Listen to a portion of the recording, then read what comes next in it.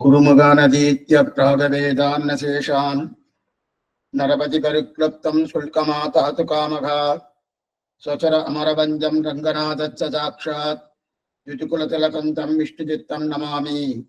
மின்னார் தடமதில் சோவில்லுபுத்தூர் இண்டொருகால் சொன்னார் கழற்கமலம் சூடினோம் முன்னால் குடியறுத்தான் என்றுரைத்தோம் கீழ்மையில் சேரும் வடியறுத்தோம் நெஞ்சமே வந்து பாண்டியன் கொண்டாட பட்டபிரான் வந்தான் என்று ஈண்டிய சங்கமெடுத்தூத வேண்டிய வேதங்களோதி விரைந்து கிடியறுத்தான் பாதங்கள் யாமுடைய 10 நெய்யிடை நல்லதோர் சோறும் நியதமும் அத்தானி சேவகமும் கை அடைக்காயும் கருத்துக்கு போனுடு காதுக்கு குண்டலமும் மெய்யிட நல்லதோர் சாந்தமம் தந்து என்னை வெள்ளுயிராக்க வல்ல பையுடைனாக பகைகொடியானுக்கு பல்லாண்டு கூறுவனி. இந்த பாசுரமானது நம்முடைய திருப்பல்லாண்டிலே ஆச்சரியமான பாசுரம், 8வது பாசுரம். ஐஸ்வர்யார்த்தி ஏதோ ஒன்றை சொல்லிக்கொண்டு உள்ளே நுழைகிறார். என்ன சொல்லிக்கொண்டு உள்ளே நுழைகிறார்? ஐஸ்வர்யார்த்தி தன்னுடைய சரீரத்துக்கு தேவையானதுதான் பிரார்த்திப்பார் பகவான்கிட்ட. அதை பிரார்த்திக்கிறார். அதை பிரார்த்திக்கும் போது அந்த பிரார்த்திப்பின நெய்யிடை நல்லதோர் சோறு நியதம் அத்தானி சேவகம் கையடைக்காயும் கழுத்துக்கு பூணுடு காதுக்கு குண்டலும் மெய்யிட நல்லதோர் சாந்தமும் இது வரைக்கும் பகவான் கொடுக்கிறார். அப்ப சோறு கொடுக்கிறார், அத்தானி சேகம் என்று சொல்லக்கூடிய அந்த நிலையை கொடுக்கிறார். அது மெய்யிட நல்லதோர் நியதமும் அத்தானி கையடைக்காயம் எத்தனை வாக்கெல்லாம் கொடுக்கிறார். அதுக்கு மேல கழுத்துக்கு அடிகை கொடுக்கிறார், காதுக்கு குண்டலம் கொடுக்கிறார், அதுக்கு மேல் பூசிக்கொள்வதற்காக சந்தனம் கொடுக்கிறார். இது அத்தனையும் கொடுத்து இந்த ஐஸ்வர்யார்த்தி பிரார்த்திக்கிறானோ, பிரார்த்தித்தபடியாக இதெல்லாம் கொடுத்தான்னார். சரி சுவாமி, இப்ப ஐஸ்வர்யார்த்தி என்ன நினைக்கிறான்னா மனசு மாறிட்டு. ஏன் மாறிட்டுன்னா பகவல்லாபார்த்தி மனசு மாறிட்டுன்னு சொல்ல வேண்டிய அவசியமே இல்லை. அவ எப்பவுமே பகவல்லாபார்த்தியா தான் இருக்க. ஆனா ஐஸ்வர்யார்த்திக்கும் அதே போல கைவல்யார்த்திக்கும் முதல் இருந்த நிலையிலிருந்து தாண்டி அடுத்த நிலைக்கு அவ வரணுமோனோ, அந்த அடுத்த நிலைக்கு வரக்கூடியது மனசு மாறணுமோனோ, ஏதோ ஒரு நிலை ஏற்படணும். ஏற்பட்டாதான் அந்த மனசு மாறும். இப்ப இந்த ஐஸ்வர்யார்த்திக்கு என்ன நிலை ஏற்பட்டதுன்னா, ஒரு தொத்தையும் கேட்டு இருக்கார் பகவான்கிட்ட. இந்த மாதிரி எனக்கு இதை கொடு, இந்த ஐஸ்வர்யத்தை கொடு, இந்த ஐஸ்வர்யத்தை கொடு, இந்த ஐஸ்வர்யத்தை கொடு. ஏன்னா பகவானை தவிர மத்ததெல்லாம் கேட்டு இருக்கார். கேட்டு இருக்கச்சே இப்ப பகவான் கொடுக்குறான்னா கொஞ்சம் சிரமப்பட்டு கொடுப்பாரோ, சிரமப்பட்டு. ஏன்னா அவனை கேட்டா ஆனந்தமா கொடுத்துருவார். அதை தவிர மற்ற இதான் கேட்டா அவருக்கு ஒன்றும் அவ்வளவு ஆனந்தம் இருக்காது. அந்த மாதிரி ஆனந்தம் இல்லாம கொடுக்குறாரா? ஏன்னா இவர் பிரயோஜனாந்த பரர், அனன்ய பிரயோஜன பரர் என்று சொல்லக்கூடியவர்கள் பகவல்லாபார்த்தி. பகவல்லாபார்த்தி கேட்டான்னா ஆனந்தமா கொடுப்பார். இவர் பிரயோஜனாந்த பரர். பிரயோஜனாந்த பரர் ஆனபடியால இவர் கேட்டச்சே கொடுக்கணுமா? சரி, கேட்டிருக்கான் கொடுப்போம் அப்படின்னு முகத்தை சொல்லிங்குண்டு ஏதோ 2 வார்த்தையை சொல்லிண்டு இல்ல கொடுத்து தொலைக்க வேண்டியிருக்க அப்படி மனசால நினைச்சுண்டு கொடுப்பாரான்னா அனன்ய பிரயோஜன பரனான பகவல்லாபார்த்திக்கு என்னமா கொடுக்கிறாரோ அதே நிலையிலேயே இந்த ஐஸ்வர்யார்த்தி கொடுக்கிறார். இதைத்தான் அவன் பார்க்கறான். பார்த்த உடனே ஓ, இது இப்படி இருக்கே. அது மட்டும் இல்ல, கொடுத்தது மட்டும் இல்ல, கொடுத்துட்டு பகவான் ஏன் அந்த மாதிரி கொடுக்கணும்? கொஞ்சம் முகத்தை சொல்லிட்டு கொடுக்கலாமன்னா, இப்படி கொடுத்தாதான் ஓ அவரு கொடுத்தா மாதிரி நம்மளுக்கு கொடுத்துருக்கானே அப்படி இருக்கச்சே அவா கேட்டது பகவானையே, நாம கேட்டது நம்முடைய சரீரத்துக்கு தேவையானது கேட்டிருக்கோம். ஆனாலும் அவா கேட்டது கொடுக்கறச்சையும் முகம் எப்படி இருந்தோ அதே ஆனந்தத்தோடு வைத்துக் கொண்டு நமக்கும் கொடுத்திருக்கானே. எத்தனை உதாரியம், எத்தனை உதாரியம், எத்தனை உதாரியம்னு இப்ப அவனுடைய மனசு பிசையறது. அந்த பிசையறது நெய்யிட நல்லது ஒரு சாந்தமம் தந்து. ஏன்னா பகவானை கேட்கலையே, இந்த சரீரம் பகவானுக்காக, நாம் இருக்கிறது பகவானுக்காக. அப்படி இருக்கச்சு அதை கேட்காம இப்ப அவனுக்கு மனசு பிசையறது. பிசையச்சு என்ன கேட்டுக்கணும்? அந்தமில் பேரின்பத்து அடியரோடு இருந்தமை, இதைத்தான் கேட்டிருக்கணும். ஆனா இதை கேட்காம இதை கேட்டு தரணும். இப்ப பிசையது பிசைஞ்சின்னு இருக்கச்சே நானே சிலதெல்லாம் சில பேர்ட்ட கேட்கறோம் வச்சுக்கேன். கேட்கிறோம்னா அவ கொடுக்கணுன்ற எண்ணத்தோடு கொடுப்பாருன்னா கொடுக்க மாட்டான். ஏதோ கேட்டிருக்காரு கொடுத்து தொலைப்போம் அப்படின்னு கொடுத்துருவோம். சில பேர் வேண்டாம் சாமி தொந்தரவு பண்ணிட்டே இருக்காரு கொடுத்துருவோம் அப்படின்னு கொடுக்குறாரு. இந்த ரெண்டு நிலையும் பகவானுக்கு இல்லை. அனன்ய பிரயோஜனபாரர் என்னவா கேட்டாரோ அவருக்கு எப்படி என்னவா கேட்டாரோ அதே மாதிரி இவன் கேட்கல, ஐஸ்வர்யார்த்தி கேட்கல. ஆனா அவர் கொடுக்கறது எவ்வளவு ஆனந்தமா கொடுக்குறாரு, அதே போல ஆனந்தமா கொடுக்குறாரு. கொடுத்த உடனே இப்ப என்ன ஆயிடுச்சுன்னா இவருக்கு வெள்ளுயிராக்கவல்ல. இப்ப நம்ம அவதாரி பார்த்துட்டு இருக்கோம். வெள்ளுயிராக்கவல்ல இத்தனை தூரம் ஐஸ்வர்யத்தை கொடுத்து இப்ப மனசு மாறி விடுகிறோம் இல்லையா? அதைத்தான் வெள்ளுயிராக்குவல். இத்தனை நாள் ஆசைப்பட்ட ஐஸ்வர்யத்தை விட்டு சுத்த ஸ்வபாவராய் சுத்த பகவல்லாபார்த்தி ஆகி இப்படிப்பட்ட ஔதாரியம் படைத்தவன் எதுக்கு கொடுத்திருக்காரு? பல்லாண்டு பாடவா? ஆமா, பல்லாண்டு பாடுறதுதான் அப்படின்னு. ஏன்னா நாம என்னது அவனை தவிர மற்றதெல்லாம் கேட்டிருக்கோம். நாம அந்த இடத்துல ஐஸ்வர்யார்த்தம் வச்சுக்கணும். அவனை தவிர மற்றதெல்லாம் கேட்டிருக்கணும். கேட்டிருக்க செய்தேன்னு அது ஆனந்தமா கொடுத்து கொஞ்சம் கொஞ்சம் கொஞ்சம் நம்முடைய மனசை மாத்தினாலும் தான் பகவானுக்கே இருக்கக்கூடிய ஒரு தன்மை. ஏன்னா சில பேர் என்ன பண்ணப்பா, எது வேணுமோ அது கொடுக்கணும் சுவாமி, அவர் என்ன தப்பு தப்பா கொடுத்துட்டு இருக்காரு, இவர் ஐஸ்வர்யார்த்தி உடனே 2 தட்டி அவர் சரியா கொடுக்க வேண்டாம், அந்த மாதிரி கொடுக்க மாட்டார். கொடுக்காம என்ன பண்றாரு, அவன் என்ன கேட்கறா அதை கொடுத்துருவார். கொடுத்துட்டு அவன் மனசையே மாற்றுவார். உள்ளுவார் உள்ளிட்டெல்லாம் உடலில் இருந்து அறிஞ்சிட்டு அவன் மனசையே மாற்றக்கூடிய அதான் வெள்ளுயிராக்க வல்லன் தெரிவிக்கிறார். இந்த மாதிரி பண்ணியிருக்காரா சுவாமி? இந்த மாதிரி பண்ணியிருக்கனா பகவான்கிட்ட நெருக்கமா இருக்கிறவர் அந்தரங்க கைங்கரியம் பண்ற பாருங்க. நெருக்கமா இருக்கவா சில பேர் இருப்பா, பகவான் கொஞ்சம் தூரக்க தள்ளி இருக்கா சில பேர் இருப்பா. ஆனா இந்த 2 பேரும் கேட்டுதான் பகவான் கொடுக்குறார்.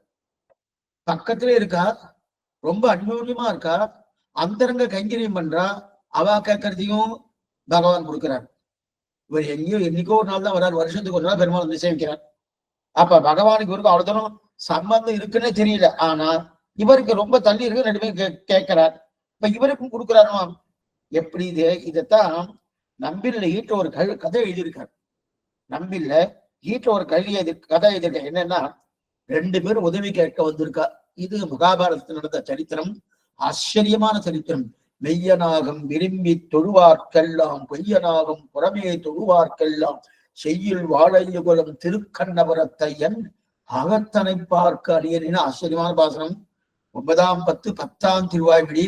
மாலை நன்னை தொழுதெழுமினோ வினைகட காலை மாலை கமல மலருக்கு நீர் வேலமூதம் மதில் சூ திருக்கண்ணபுரத்து ஆளின் மேலாள வந்தான் அடியினைகளை. அந்த பதிகத்தில் இருக்கக்கூடிய இது ஒரு பாசுரம். அந்த பாசுரத்தை நம்பில விசாரிக்கிறார். என்ன தெரிவிக்கிறார்னா, யுத்தம்னு உறுதியாயிடுது. ஏன்னா இவ 12 வருஷ காலம் வனவாசம் இருந்து 13வது வருஷம் 1 வருஷம் அஜ்ஞானவாசம் இருந்துட்டு வந்திருக்கா. நியாயமா பார்த்தா துரியோதனாதிகள் கௌரவார்கள் என்ன பண்ணும், பாண்டவாளுக்கு அவளுக்கு என்ன கொடுக்குமோ அதை கொடுத்தாகணும். ஆனா கொடுக்க மாட்டேன்ட்டா. கொடுக்க மாட்டேன்னு சொன்ன உடனே 2 பேருக்கும் யுத்தம் தான் தீர்மானம் ஆயிடுச்சு. தீர்மானம் உடனே இப்ப கண்ணன் யார் பார்க்கணும், தீர்மானம் பண்ணணும். கண்ணன் இப்ப யார் பார்க்கணும்? அதெல்லாம் என்ன பண்ணான்னா, கண்ணன் இருக்கக்கூடிய இடத்துக்கு முதல்ல துரியோதனம் வந்துட்டான். துரியோதனம் கண்ணன்ட்ட உதவியை பிரார்த்திக்கணும் வந்திருக்கான். எனக்கு நீ உதவி செய்யணும். என்ன உதவி? யுத்தத்துக்கு நாங்கள் தான் ஜெயிக்க வேண்டும் அங்கிற தன்மையோடு நீ உதவி செய்யணும் அப்படின்னு பிரார்த்திக்கிறதுக்காக துரியோதனம் வந்திருக்கான். அதே நேரத்துல அர்ஜுனன் வந்துட்டு இருக்கான். 2 பேருமே. ஆனா முதல்ல துரியோதனம் வந்துட்டான், அதுக்கப்புறம் பின்னாடி அர்ஜுனன் வரான். துரியோதனம் வந்தானோ, துரியோதனம் முதல்ல போன உடனே கண்ணன் படுத்துட்டு இருக்கார், கட்டில படுத்துட்டு இருக்கார். உறங்குவான் போல் எவ்வு செய்த பெருமான். அவரும் தூங்குறதே கிடையாது. ஆனா அவர் தூங்குற மாதிரி பாவம் வச்சுட்டு யாரும் வந்திருக்கா அப்படி சில பேர்லாம் தூங்குற மாதிரி ஓரங்கள் எப்படி பாபா, அதெல்லாம் இல்ல. அவருக்கு சங்கல்பத்தாலே எல்லாம் தெரியும். துரியோதனம் வந்தான்னு தெரியாது. வந்தவன என்ன பண்ணினாங்க, நாமெல்லாம் என்ன பண்ணுவோம், பெருமாள் என்னைக்குமே பெருமாள்கிட்ட போய் சேவிக்க முதல்ல திருவடி தான் சேவிக்கணும். அதுதான் திருப்பாணப்படம் பாருங்க. அரைச்சி என்ன பண்ணிருக்க முதல்ல திரு கமலபாதம் என் கண்ணிலும் ஒக்கின்றதுன்னு முதல்ல திருவடிதான் எடுத்திருக்காரு. காட்டவே கண்ட பாத கமலம் நல்லாடையுந்தி தேட்டர் உதரபந்தம் திருமார்பு கண்டம் செவ்வாய் அப்படின்னு மேற்கொண்டு அதுக்கு மேல ஒவ்வொரு அவயமா அவர் எடுத்துன்னு போறாரு. அப்படிங்கிறத முதல்ல திருவடி தானே. இப்ப திருவடி பக்கத்துல என்ன எடுத்துன்னா அந்த ஒரு சிம்மாசனம் இருக்கு. திருவடி பக்கத்துல ஒரு சிம்மாசனம் இருக்கு. இவனுக்கு இந்த துரியோதனுக்கு கண்ணனுடைய திருவடி பக்கத்துல நம்ம உட்காருதா? எடப்பையன் அவன் திருவடி பக்கம் நம்ம உட்காருதா? அது என்ன, அது நான் ராஜா ஆச்ச ஓ எடப்பையனாச்சு அப்படின்னு அந்த அகங்காரத்தால அந்த சிம்மாசனத்தை எடுத்து தலைப்பக்கம் போட்டுட்டு தலையால வந்து உட்காந்துட்டு இருக்கான். இன்னும் தூங்கிட்டு இருக்கான்னு நினைச்சிட்டு எழுப்ப வேண்டாம், டிஸ்டர்ப் பண்ண வேண்டாம். அவன் தூங்கினதுக்கு அப்புறம் நம்ம என்ன உதவியோ அந்த உதவி கேட்கலான்னு இருந்தான். பின்னாடி உட்கார்ந்துட்டு இருக்கான். அடுத்த தடவை அடுத்தபடி அர்ஜுனன் வந்துட்டான்.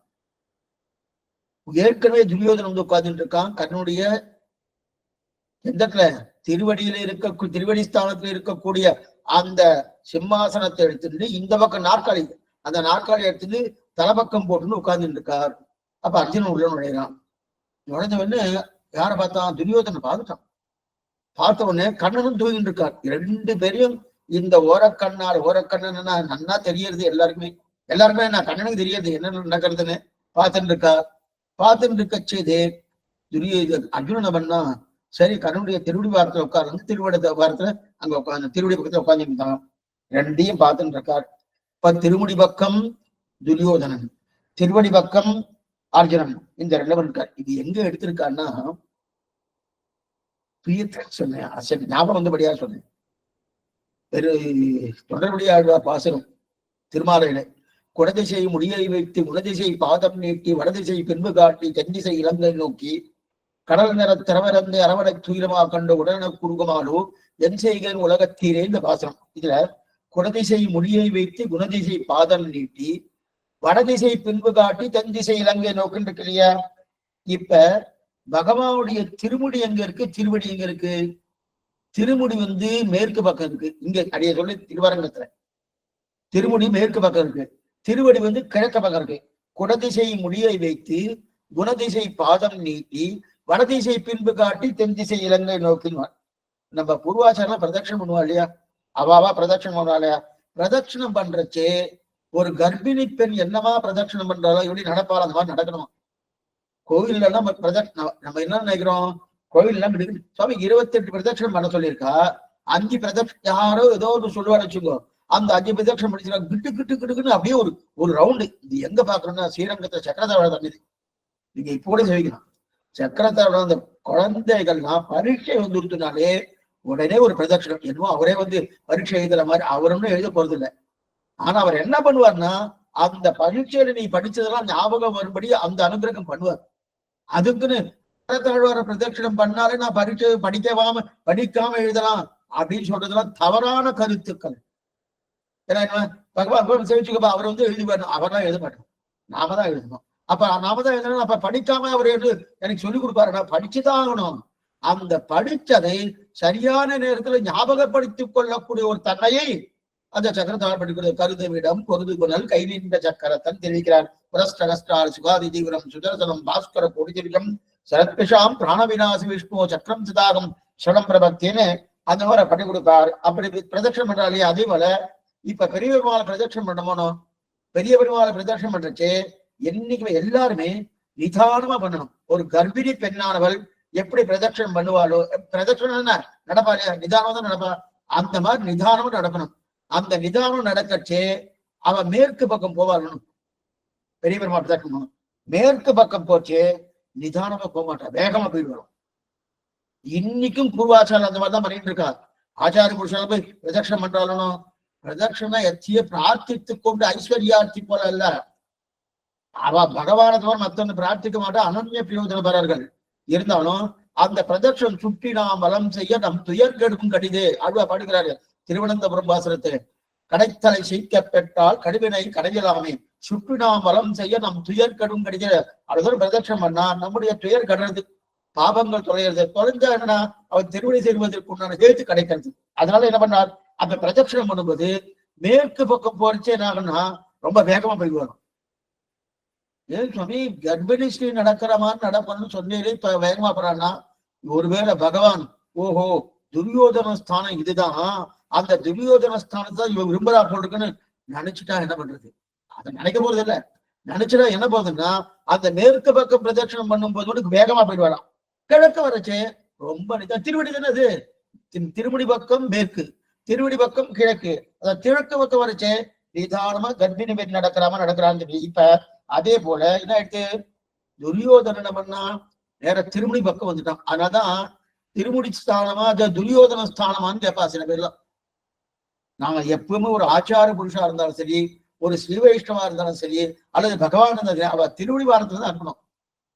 அதை தாண்டி திருமுடிக்கு போனா சுவாமி துரியோதன ஸ்தானத்துல இருக்காரு இருக்கு அப்படின்னு சொல்லுவா. இருக்குன்னா இப்ப துரியோதனும் ஏதோ உதவி கேட்டு வந்திருக்கான், அதே போல அர்ஜுனனும் ஏதோ உதவி கேட்டு வந்திருக்கான்.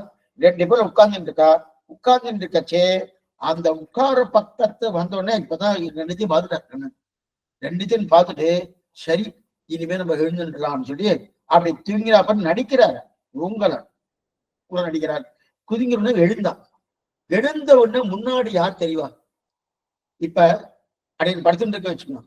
படுக்கல, படுத்துட்டு இருக்க வச்சுக்கணும். படுத்துட்டு இருக்கேன்னா படுக்கிறதுக்கு இந்த தலைமாட்டுல ஒருத்தர் உட்கார்ந்துட்டு இருக்கார், கால் மாட்டுல ஒருத்தர் உட்கார்ந்துன்னா முன்னாடி எழுந்தவுடனே கால் மாட்டுல யாரு உட்கார்ந்துட்டு இருக்காரு அவர்தான் முன்னாடி தெரியும். தலைமாட்டுல இருக்கிறவரா தெரியவே தெரியாது.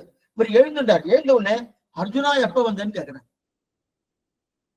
முன்னாடி வந்து துரியோதன். அப்ப முன்னாடி துரியோதனன் கேட்டிருக்குமானோ? துரியோதனன் கேட்கல, அர்ஜுனா எப்ப வந்து என்ன சமாச்சாரம் ஏது சமாச்சாரம் கேட்டார். உடனே பிடிச்சுட்டான் துரியோதனன். கண்ணா என்ன நினைச்சுட்டு இருக்க? நான் முன்னாடி வந்திருக்கேன், என்ன கேட்காம நீ அர்ஜுனனை கேட்டு இருக்கிய? என்னத்தானே முதல்ல கேட்கணும், என்ன கேட்காம நீங்க இருக்கிய? நீ பின்னாடி இருக்கியப்பா, நீ முன்னாடி இருந்த. நான் எழுந்த உடனே முதல்ல யார பாக்குறேன்? எழுந்த உடனே முதல்ல யார பாக்குறனோ அவ தானே என் கண்ணுக்கு தெரியும். அப்படி கண்ணுக்கு தெரிஞ்சு அவ தானே கேட்கணும். பின்னாடி நீ வந்திருக்கா என்றதே எனக்கு தெரியாது. எத்தனை நாடகம் பண்ணும். நீ வந்திருக்கா என்றது இதுதான் மெய்யனாகும் விரும்பி தொழுவார்க்கெல்லாம் பொய்யனாகும் புறமே தொழுவார்க்கெல்லாம். நீ வந்திருக்காயின்னு எனக்கு தெரியலையே அப்படின்னா சரி என்ன விஷயமா வந்து அப்படின்னு சொல்லி கேட்டா 2 பேரும் உதவி கேட்க வந்திருக்கா. ஆனா இப்ப உதவி கேட்க வந்திருக்காருன்னா இப்ப 2 பேருக்கும் உதவி, அர்ஜுனுக்கும் உதவி வேணும், அதே போல துரியோதனாதிகளுக்கும் உதவி வேணும். இப்ப யாரு முன்னாடி கேட்கறது? யார் முன்னாடி கேட்கணும்? சரி என்ன உதவி வேணும்? எங்கிட்ட 2 தான் இருக்கு. கண்ணன் சொல்றான், நீங்க 2 பேரும் உதவி கேட்டு வந்திருக்கு, ஆனா எங்கிட்ட 2 தான் இருக்கு. ஒண்ணு நான் தனியா இருக்கேன், நான் ஒண்ணு தனியா இருக்கேன். மத்தொன்னு என்னுடைய கோடி சைன்யங்கள், கோடி சைன்யம் இருக்கு இல்லையா, அந்த கோடி சைன்யம் இருக்கா அது தனியா இருக்கு. உங்களுக்கு என்னுடைய கோடி சைன்யங்கள் உங்களுக்கு வேணுமா, இல்ல நான் தனியா இருக்கேன் நான் வேணுமா? இது 2 தான் இருக்குன்னு.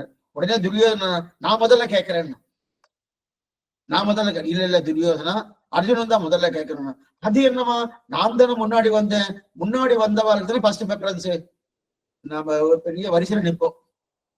முன்னாடி இருக்கிறவாதான் போய் முதல்ல வாங்கணும். பின்னாடி குறுக்கு போய் யாராவது வாங்கிட்டா பெரிய சத்தம் விடும், பெரிய சத்தம் போட ஆரம்பிச்சிருவாரணும். இப்ப அங்க துரியோதனா தான் கேட்டுட்டு இருக்கேன், நான் முன்னாடி வந்தேன், நான் முன்னாடி வச்சு எனக்கு தான் முதல் ப்ரிஃபரன்ஸ் கொடுக்கணும். அப்ப நான் தான் முன்னாடி கேட்கணும். கண்டிப்பா கேட்குன்னு சொல்லிட்டு இருக்கேன். இல்ல இல்ல, தர்மசாஸ்திரம் என்ன சொல்றதுன்னு கேட்டுக்கோ துரியோதனா. தர்மசாஸ்திரம் என்ன சொல்றது? அர்ஜுனன் உனக்கு தம்பி, நீயோ அண்ணன். எந்த ஒரு உரிமையா இருந்தாலும் அந்த உரிமைய முதல்ல தம்பிக்கு கொடுத்துட்டு தான் அண்ணன் எடுத்துக்கணும்னு சொல்லியிருக்கு. முதல்ல தம்பிக்கு கொடுத்துட்டு அண்ணன் எடுத்துக்கணும். எடுத்துக்கு ஏதோ ஒரு இனிப்பு பண்டம், அந்த இனிப்பு பண்ணம் இருக்கு இல்லையா, ஸ்வீட் ஏதோ கொடுத்துருக்கா, அந்த இனிப்பு பண்டம் வந்துருக்குன்னா முதல் உரிமை தம்பிக்கு தான். இதெல்லாம் அந்த காலத்துல உண்டு, இன்னைக்கு எப்படின்னு தெரியல. முதல் உரிமை தம்பி. ஒண்ணும் இல்லை, எங்க பாட்டி இருக்காரணும் இல்ல, பாட்டி முதல்ல புடவை எல்லாம் வாங்கிட்டு ஆண்டாள் பெருமாளை சமர்ப்பிச்சுக்குவா. சமர்ப்பிச்சு விட்ட உடனே கட்டிக்க மாட்டா, பாட்டி கட்டிக்க மாட்டா. என்ன பண்ணா, என் தங்கைக்கு கொடுத்துருவா. என் தங்கையை கட்டி, சிறு வயசு 5 வயசு 4 வயசு தான் அந்த தங்கைக்கு, அவளுக்கு கொடுத்துருவா. அவளை கட்டிக்க சொல்லுவா. அவ கட்டிட்டு பத்துக்கிறது தான் அவன் கட்டுவா. ஏன்னா தர்மசாஸ்திரம் தான் சொல்லுது, குழந்தைகளுக்கு சிறுவாளுக்கு தான் முதல்ல கொடுக்கணும்னு சொல்லியிருக்கு. அதனால என்ன பண்ணான்னா, இப்ப முதல்ல துரியோதனா உனக்கு பண்ண முடியாது, தர்மசாஸ்திரம் அப்படி சொல்லல, தம்பிக்கு தான் முதல்ல. அர்ஜுனன் தம்பி தானே, அதனால ஒண்ணு உங்களுக்கு தான் கொடுக்க முடியும் அப்படின்னு சொல்லிட்டா. இப்ப துரியோதனனுக்கு ரொம்ப அவஸ்தையா போயிடுது. ஏன்னா கண்ணன்ட்ட இருக்கிறது 2 விஷயம் சொல்றாரு. ஒண்ணு நான் தனியா இருக்கேன், இன்னொன்னு 1 கோடி சைன்யம். 1 கோடி சைன்யம் இருக்கு இல்லையா, அது தனியா இருக்கு. உனக்கு 1 கோடி சைன்யம் வேணுமா அல்லது நான் வேணுமா, இதான் இருக்கு இல்லையா. இப்ப அர்ஜுனன் தானே முதல்ல கேட்கிறான். இப்ப துரியோதனன் அவன் வேண்டாத தெய்வம் இல்லை வேண்டிட்டு இருக்கான். என்னன்னு வேண்டிட்டு இருக்கான்னா, ஓ அர்ஜுனன் கண்ணனையே கேட்கணும், 1 கோடி சைன்யம் வந்தா என்னமா நம்ம ஜெயிச்சிடுவோம், கண்ணன் ஒருத்தன் வந்தா என்ன பிரயோஜனம், ஒரு பிரயோஜனம் இல்லையே. அதனால அர்ஜுனன் கண்ணனையே கேட்கணும். ஏன்னா முதல்ல அர்ஜுனன் தானே கேட்டுட்டு இருக்கான். அர்ஜுனன் கண்ணனையே கேட்கணும். அது நாம ஒரு கோடி சஞ்சயத்துல வாங்கிட்டு போயிடலாம் அப்படின்னு எந்தெந்த தேவதைகள் உண்டோ அந்தந்த தேவதைகளை பிரார்த்திக்கிறான். பிரார்த்தித்தபடியா அந்த தேவதையை அதே மாதிரி பண்ணிட்டு அர்ஜுனன் என்ன பண்ணா, கண்ணா நீ வந்தா வரும், எனக்கு ஒரு கோடி சைன்யம் வேண்டாம், உன்னை தவிர மற்றொன்றை பிரார்த்தியோம், உன்னால் அல்லால் யாவராலும் ஒன்றும் குறைவேண்டிடம் திருவிகள் இல்லையா, அந்த மாதிரி உன்னை தவிர மற்றொன்னு கிடையாது, நீ வந்தா போறோம், நீ ஒருத்தரே போறோம் அப்படின்னு அர்ஜுனன் பிரார்த்தித்தான். இப்ப துரியோதனுக்கு பகு சந்தோஷம், பகு ஆனந்தம்.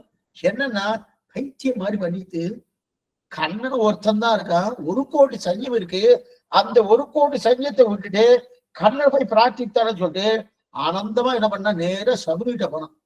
அஸ்தினாபுரத்துக்கு போய் நேர சகுனி மாமா தானே சகுனி, அந்த சகுனிட்ட போயிட்டு நான் என்னமா பண்ணிட்டு தெரியுமா, ஏது பண்ணு தெரியுமா, வாங்கிட்டு வந்திருக்கேன் பாரு, என்ன வாங்கிட்டு வந்திருக்கேன். கண்ணன் இந்த மாதிரி 2 வார்த்தை சொன்னான், நான் தனியா இருக்கேன், ஒரு கோடி சைன்யம் இருக்கு, நான் இது வேணும்னு கேட்டான். பைத்தியம் மாதிரி பண்ணிட்டு அர்ஜுனன் என்ன பண்ணிட்டுனா, கண்ணா நீ வந்தா போறன்னு சொல்லிட்டு வாங்கிட்டு போயிட்டான். இப்பவே தெரிஞ்சு போயிடுத்து அவ தோத்து போறான்னு. அவ ஏமாளி பாருங்க, நாம என்னமா சாமர்த்தியமா அந்த ஒரு கோடி சைன்யத்தை வாங்கிட்டு வந்துட்டேன், சாமர்த்தியம் வாங்கிட்டு வந்துட்டேன் அப்படின்னு சொல்லிட்டு இருக்கார். யார்கிட்ட? தன்னுடைய மாமாவான சகுனிட்ட. அவர் திருப்தியதான் இருந்தது. இருந்தாலும் இல்ல துரியோதனா, நீ ஒரு தப்பு பண்ணிட்டேன்.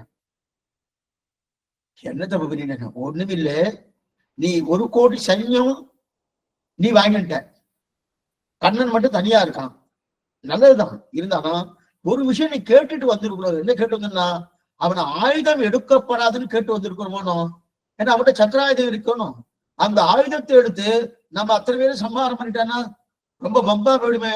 அப்ப நீ என்ன பண்ற, மறுபடியும் இப்பயே போயிட்டு கண்ணன்ட்ட, ஏ கிருஷ்ணா, நான் உன்கிட்ட ஒரு கோடி சைன்யம் வாங்கிட்டது உண்மைதான், ஆனாலும் நீ அவள்கிட்ட இருக்கும்போது நீ ஆயுதம் எடுக்கப்படாது அப்படின்னு பிரார்த்தித்து அதையும் கேட்டு வாழ்வாங்க.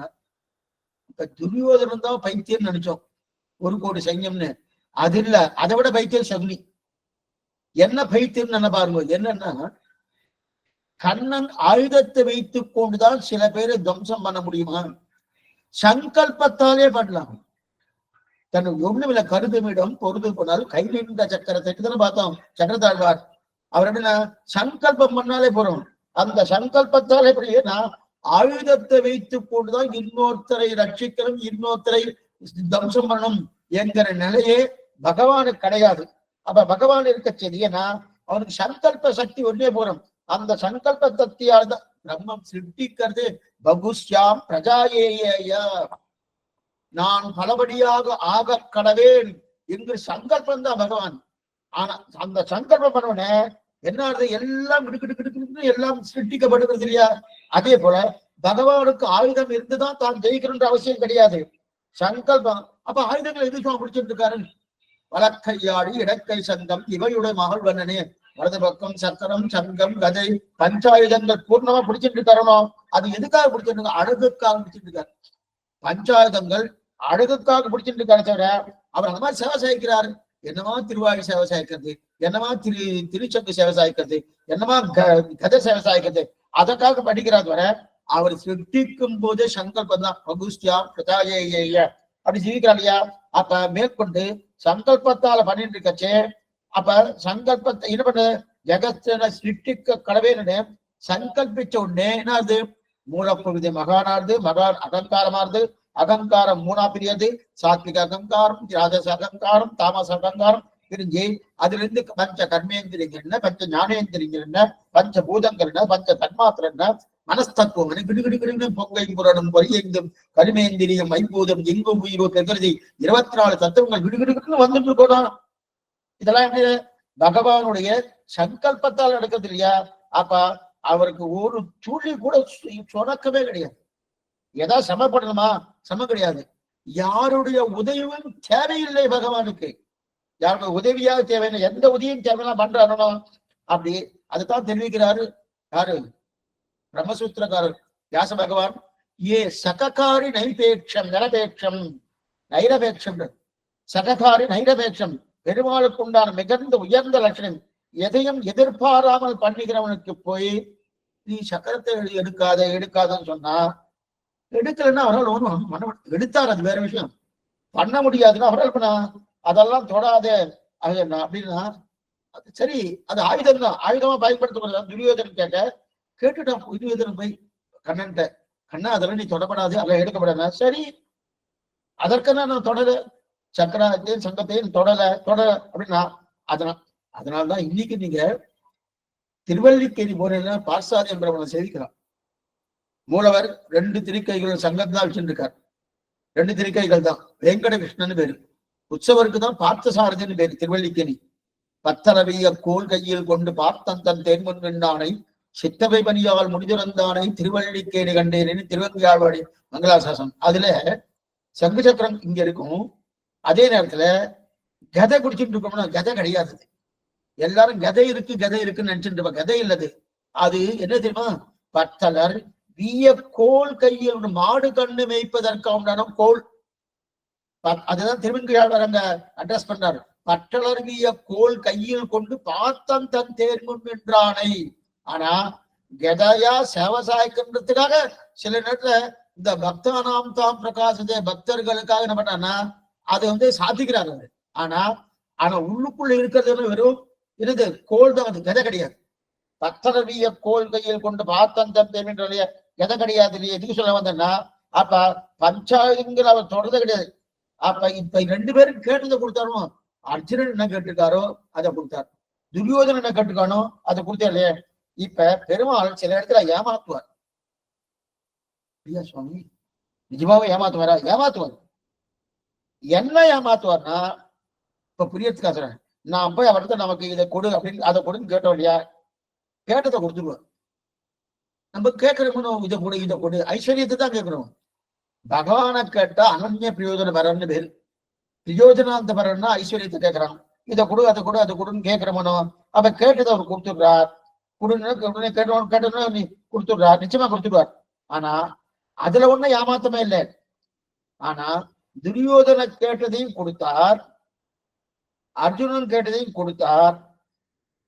வஞ்சக்கல்வன் மாமாயன் மாய கவியாய் வந்து என் நெஞ்சும் உயிரும் உள்கலந்து நின்றார் அறியாவண்ணம் என் நெஞ்சும் உயிரும் அவையுண்டு தானேயாக இருந்தானே. ஆச்சரியமான பதிவு 10ஆம் பத்து. செஞ்சற்கவிகால் உயிர்காத்த ஆட்சைமின் திருமாலிரும் சோலை வஞ்சக்கல்வன் மாமாயன் தெரிவிக்கிறார் நம்மாழ்வார். வஞ்சக்கல்வன் மாமாயன் எங்க தெரியுமா ஏமாத்துவார்? இப்ப துரியோதனன் கேட்டதையும் கொடுத்துட்டார், அர்ஜுனன் கேட்டதையும் கொடுத்துட்டார். சரி, எங்க ஏமாத்துவார்னா, நாம் போய் அவர்கிட்ட கேட்கும் போது நமக்கு இது நல்லதுன்னு நினைச்சுட்டு போய் கேட்கிறோமோனோ நமக்கு தெரியாது. ஒரு குழந்தை இருக்கு, அந்த குழந்தைக்கு தான் 2 வயசு ஆகுது. அதை மண்ணை சாப்பிடறேன்னு கேட்கறது. ரொம்ப நல்லதாச்சு. தாயார் உடனே எடுத்து கொடுப்பாரா? கொடுக்க மாட்டார். இப்ப அதே போல நாம் அந்த 2 வயசு குழந்தைய போல நமக்கு என்ன தேவைன்னு நமக்கு தெரியாது. நம் தேவை நமக்கு தெரியலையே. சொல்ல நல்ல ஞானமே இருக்கு. ஒரு ஞானம் ஒரு மண்ணாங்கட்டே கிடையாது, ஒண்ணும் கிடையாது, ஞானமே இல்லை. அப்படி இருக்கச்சதே நம்ம இது கொடு அது கொடு நம்ம பிரார்த்திக்கிற மனம். நிறைய பேர் இந்த நிலையில தான் இருக்காங்க. அழுகிற குழந்தைதான் பால் குடிக்கும். அழுகிற குழந்தை அழகுனாலும் அந்த தாயார் இடம் பண்ணுவது தெரியுமா? அழலையே அதுக்கு உண்டான வைத்தியம் பார்ப்பா அந்த தாயார். அப்ப என்னவோ தெரியல, இதுக்கு ஏதோ வியாதி இருக்கு, இதுக்கு பசி வரல, அதனால அழல அப்படின்னு சொல்லிட்டு அந்த பசி வருவதற்கு உண்டான ஒரு என்ன வைத்தியமா அந்த வைத்தியத்தை பண்ணுவா. அது தாயாரும் தான் பண்ணுவா. வாசல பருவ பண்ணுவான்னா பண்ண மாட்டேன். இது சொல்ல வந்தேன். அதே போல இங்க என்ன கேட்கணும் சுவாமி, கேட்டாதான் கொடுப்பாரு சொல்றாங்க. வாஸ்தவம் தான், நீ கேட்ட நான் கொடுத்துட்டேன்னு. நம்ம என்ன கேட்டோம்? இது எனக்கு நல்லது நினைச்சு கேட்கிறோம். உடனே கேட்டதை கொடுத்தேன்னு. ஆனா தனக்கு ரொம்ப வேண்டியவராக இருந்தாச்சுக்கே, ரொம்ப வேண்டியவர். இப்ப ஸ்ரீவைஷ்ணவ பரவ ஸ்ரீவைஷ்ணவா இருக்கா, அவ பிரபன்னனா இருக்கா, சரணாகி தவிர மற்றொன்னு அறியாதவளா இருக்கான். அவள் ஏதாவது வேண்டிட்டு ஏதோ கேட்க மாட்டா. கேட்டான்னு வச்சுக்கோ. ஆனா அந்த கேட்டது தப்பா இருந்துச்சுன்னா அது தப்பு, உனக்கு நல்லது கிடையாது, நான் மாத்தி தரேன்னு சொல்லி கொடுப்பார். நான் மாத்தி தரேன்னு சொல்லி கொடுப்பார். ஆனா நான் பகவானை விட்டு தள்ளி கொஞ்சம் தூரத்துல இருந்து வச்சுக்கே, அப்பதான் என்ன அர்த்தம்? பகவான் அவர்கிட்ட கேட்டா கொடுக்குறாரு சுவாமி. சில பேர் அப்படிதான் போவார். அந்த கோயிலுக்கு போயிட்டு இருக்க, அந்த கோயிலுக்கு போனா இதெல்லாம் நடக்குமா, அதனால போயிட்டு இருக்கேன்னு வாஸ்தவம் தான். அதனால அங்க போய் கேட்கிறவன கேட்டதுன்னா என்ன பண்றாரு, கொடுத்துடுறாரு. அப்பதான் பகவானை விட்டு தள்ளி இருக்கிறோம்னு அர்த்தம். அப்ப தள்ளி இருந்தா கேட்டதை கொடுத்துடுறாரு. அவர் பக்கத்திலே இருந்துட்டு அவருக்கு அணுக்கனா இருந்தேன்னு வச்சுக்கேன், நான் என்ன கேட்கிறேனோ அந்த கேட்டது தப்புன்னு சொல்லி அது வேண்டாம் நான் மாத்தி தரேன்னு சொல்லி கொடுக்குறாரு.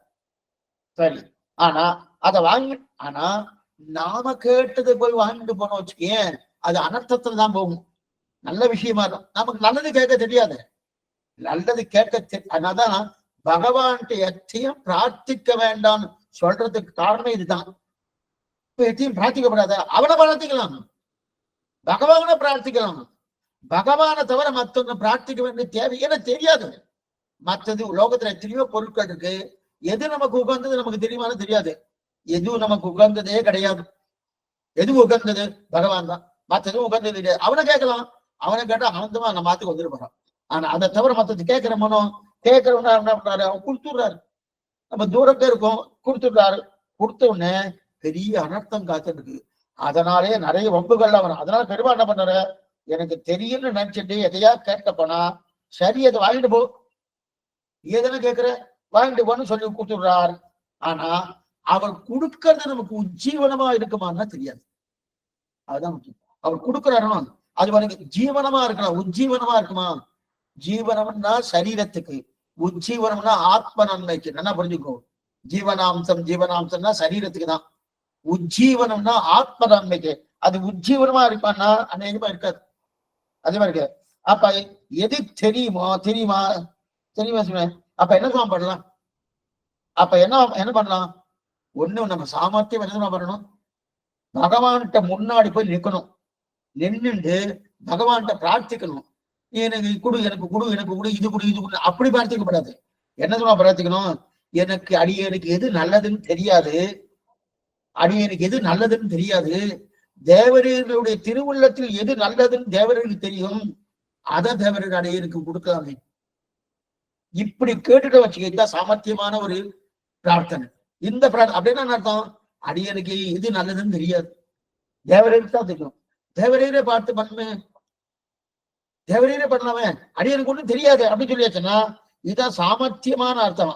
அதுக்கு பிறகு என்னன்னா, அந்த நல்லதுதான் பகவான் கொடுப்பாரு, அவர் தீயது கொடுக்கன்னா ஈஸ்வரஸ்ய சௌகார்த்தம். முதல்ல நம்முடைய நன்மையில மிகவும் மிகவும் மிகவும் விரும்பப்பட்டவர் யாருன்னா பகவான் தான். இவன் நன்னா இருக்கணும்னு சிருஷ்டி காலத்துல இருந்து இதே நிலையோடு இருக்காருனோ, அப்ப அவர் பார்த்து நல்லதை கொடுக்கிறார். ஆனா இந்த இடத்துல அப்படி செய்யல. இப்ப இந்த இடத்துல பாருங்க, இது இப்ப பழைய கதைக்கு திருப்பி வருவோம். துரியோதனன் என்ன பண்ணான், 1 கோடி சைன்யத்தை தானே கேட்டான். ஒரு கேட்டானா, அப்ப உண்மையா கண்ணன் என்ன பண்ணிருக்கணும்,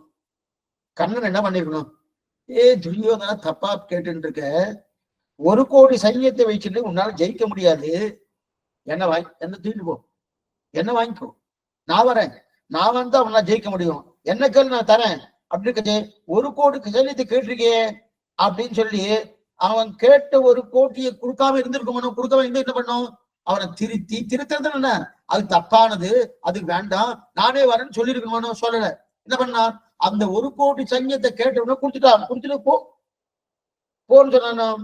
ஆனா அர்ஜுனன் கேட்டான் கொடுக்கிறேன் நான், என்ன பாருங்க, அவன் கேட்டது 1 கோடி சைன்யம். ஏன்னா கண்ணனுக்கு பக்கத்துல இல்லை யாரு, துரியோதனன். அதான் என்ன, அவன் புத்தி என்ன இருக்கும், அந்த ஒரு முதல்ல தூது வறட்சையே விதுராழ்வார் என்ன, துரோணாச்சாரியன், பீஷ்மாச்சாரியன் இவாட்ட பேசிட்டு இருக்கான் துரியோதனன். என்ன பேசுறாருன்னா, இல்ல கண்ணன் தூத்து வந்துட்டு இருக்கான், நம்ம பக்கம் சாயணும் கண்ணன், அப்ப நமக்கு தூதுல பேசணுமோ, நம்ம பக்கம் சாயணுமோ. இன்னைக்கு நிறைய இடத்துல என்ன ஆகுது, இன்னைக்கு இந்த அரசியல்வாதி என்ன பண்றா, நம்ம பக்கம் சாயணும்னா அவளுக்கு ஏதாவது பண்ணணும்னா அவ நம்ம பக்கம் சாய்ஞ்சிடுவா. சுவாமி இத்தனை நாள் நீங்க இப்படி பேசினேன்னா அப்ப அது இப்ப அவ சரியில்லை அப்படின்னு இப்படி மாத்திராருன்னா, அந்த மாதிரி நாம எத்தையாவது கொடுத்து கண்ணன் நம்ம பக்கம் இழுத்துடலாமா? துரோணாச்சாரியம் பீஷ்மாச்சாரியம் விதுரரும் சத்தம் போடுறான், இந்த புத்தி உனக்கு என்ன, இந்த மாதிரி நீ கொடுக்கறத வாங்கிட்டு உங்ககிட்ட இருக்கா மட்டும் ஒண்ணுமே இல்லை நினைச்சுட்டு இருக்கான்னு கேட்கறாரு. இதுக்கு சொல்ல வந்தேன்னா அவ்வளவு தூரம் தள்ளி இருக்கான், கண்ணனை எதையோ நினைச்சுட்டு இருக்கான், தள்ளி இருக்கிறபடியா என்ன வேண்டாம், அவன் கேட்டதை கொடுக்கிறான். அதுதான் தெரிவிக்கிறார். அன்பனாகம் தனதால் அடைந்தார்க்கெல்லாம் செம்பனாகத்து அவனுடல் கீண்டனின் நண்பனை இந்த பதில் சூழ்த்திரு கண்ணபுர தன்பன் நாளும் தன மெய்யற்கு மெய்யனே மெய்யனாகும் விரும்பி தொழுவார்கள். அந்த பாசத்தை முக்கியம். மெய்யனாகும் யாரெல்லாம் பகவானையே விரும்பி தொழுறாளோ அவளுக்கு மெய்யனா இருப்பான்.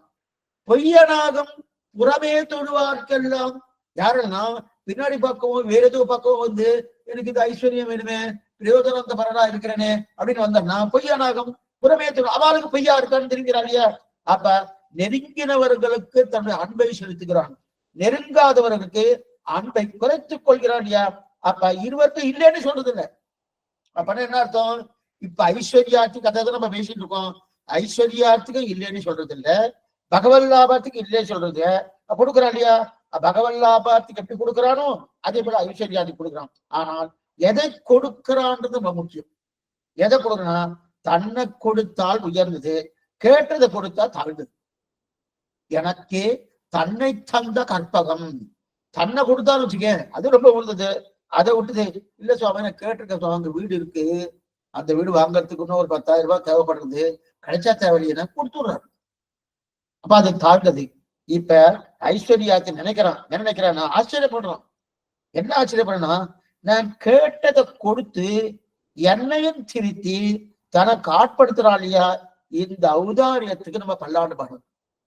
இந்த ஔதாரியத்துக்கு நான் பல்லாண்டு பண்ணுவேன். அப்பனா நான் மனசு மாறி உதாரண் மங்களாசாசனம் பண்ணுவோன்னு புகுறாரு. கேட்டதை கொடுத்துட்டாரு. கொடுத்ததுக்கு அப்புறம் நான் கேட்டிருக்கேன் அதை கொடுத்துட்டானே, கொடுத்தபடியால இப்படிப்பட்ட வள்ளல் தன்மைக்கு நான் மங்களாசாசனம் பண்றது. அதனால அந்த கோஷ்டிக்குள்ள போய் மங்களாசாசனம் பண்றதுக்கு புல்லுக்குள்ள போறார். இப்ப ஒரு அழகான கேள்வி. என்ன கேள்வின்னா ஆச்சரியமான கேள்வி. என்ன கேள்வின்னா, சுவாமி இவர் என்ன இந்த பாட்டு எது? அண்டக்குலத்துக்கு அதிபதியாக பாட்டு. அந்த அண்டக்குலத்துக்கு அதிபதியாக பாட்டு இங்க என்ன இருக்கு? இது என்னது? 5வது பாசனம். 5வது பாசனத்தை 3 கூட்டினா 8வது பாசனம் ஐஸ்வர்யார்த்தி. நேற்றுக்கே இந்த கணக்கு பார்த்தோம். 5, 8, 11 இந்த 3 ஐஸ்வர்யார்த்தி பாட்டு. 3, 6, 9 பகவல்லாபார்த்தி பாட்டு. 4, 7, 10 கைவல்யார்த்தி பாட்டு. கட்டமே இல்லை, ரொம்ப சுலபம். நாளைக்கு நீங்களே உட்காந்து காலேஜ் சொல்லிடலாம். ஒன்னும் கட்டமே எதுக்கு சொல்ல மாட்டேன். அந்த அளவுக்கு ரொம்ப சுலபம்னு அர்த்தம். பெரியவாச்சாரம் அவ்வளவு எளிமைப்படுத்தி நம்ம கொடுத்துருக்காரு. இப்ப அண்டக்குலத்துக்கு அதிபதியாகின 5வது பாட்டுல என்ன சொன்னார்? அண்டாதி பதகே நமகா அசுர சத்ரவே நமகான்னு அண்டத்தில் இருக்கக்கூடிய ஒரு பகுதி எனக்கு கொடு, எனக்கு கொடு அப்படித்தானே கேட்டார் 5வது பாட்டுல. அது நல்லா நீங்க ஞாபகம். அண்டாதி பதையே நமகா அசுர சத்ரவே நமகான்னு நம்ம பார்த்துருவோம். அப்ப இந்த அண்டங்களுக்கான நீ தலைவனா இருக்கியே, எனக்கு ஒரு அண்டம் கொடுக்கப்படாதா? அது ஒரு பகுதி, ஒரு அண்டம் வேண்டாம், ஒரு பகுதி எனக்கு கொடுக்கப்படாதா அப்படின்னு ஐஸ்வர்யார்த்தி பிரார்த்தித்தான் நம்ம கேட்டோம். அப்ப கேட்டது அண்ட குலத்தை. ஆனா இங்க சொல்றது என்ன சொல்லிட்டு இருக்காரு? நெய்யிடை நல்லதோ சோறும் நியதமும் அத்தானை சேவகமும் கையடை காயும் கழுத்துக்கு போன்று காதுக்கு குண்டலமும் நெய்யிடை நல்லதோ சாந்தமும். இத சொல்லிட்டு இருக்காரு சுவாமி. இங்க என்னமா சுவாமி? அவர் கேட்டது 14 லோகத்தில் இருக்கக்கூடிய ஒரு பகுதி கேட்டுட்டு, இப்ப என்ன நெய்யுடைய நல்லதோ ஒரு சோறு சக்கர பொங்கலை கொடுத்து அனுப்புற மாதிரி கேட்டு இருக்காரு சுவாமி. 14 லோகத்துல ஒரு பகுதி கேட்டுட்டு ஒண்ணுமில்லாத ஒரு சக்கர பொங்கலை கேட்கிறாரு.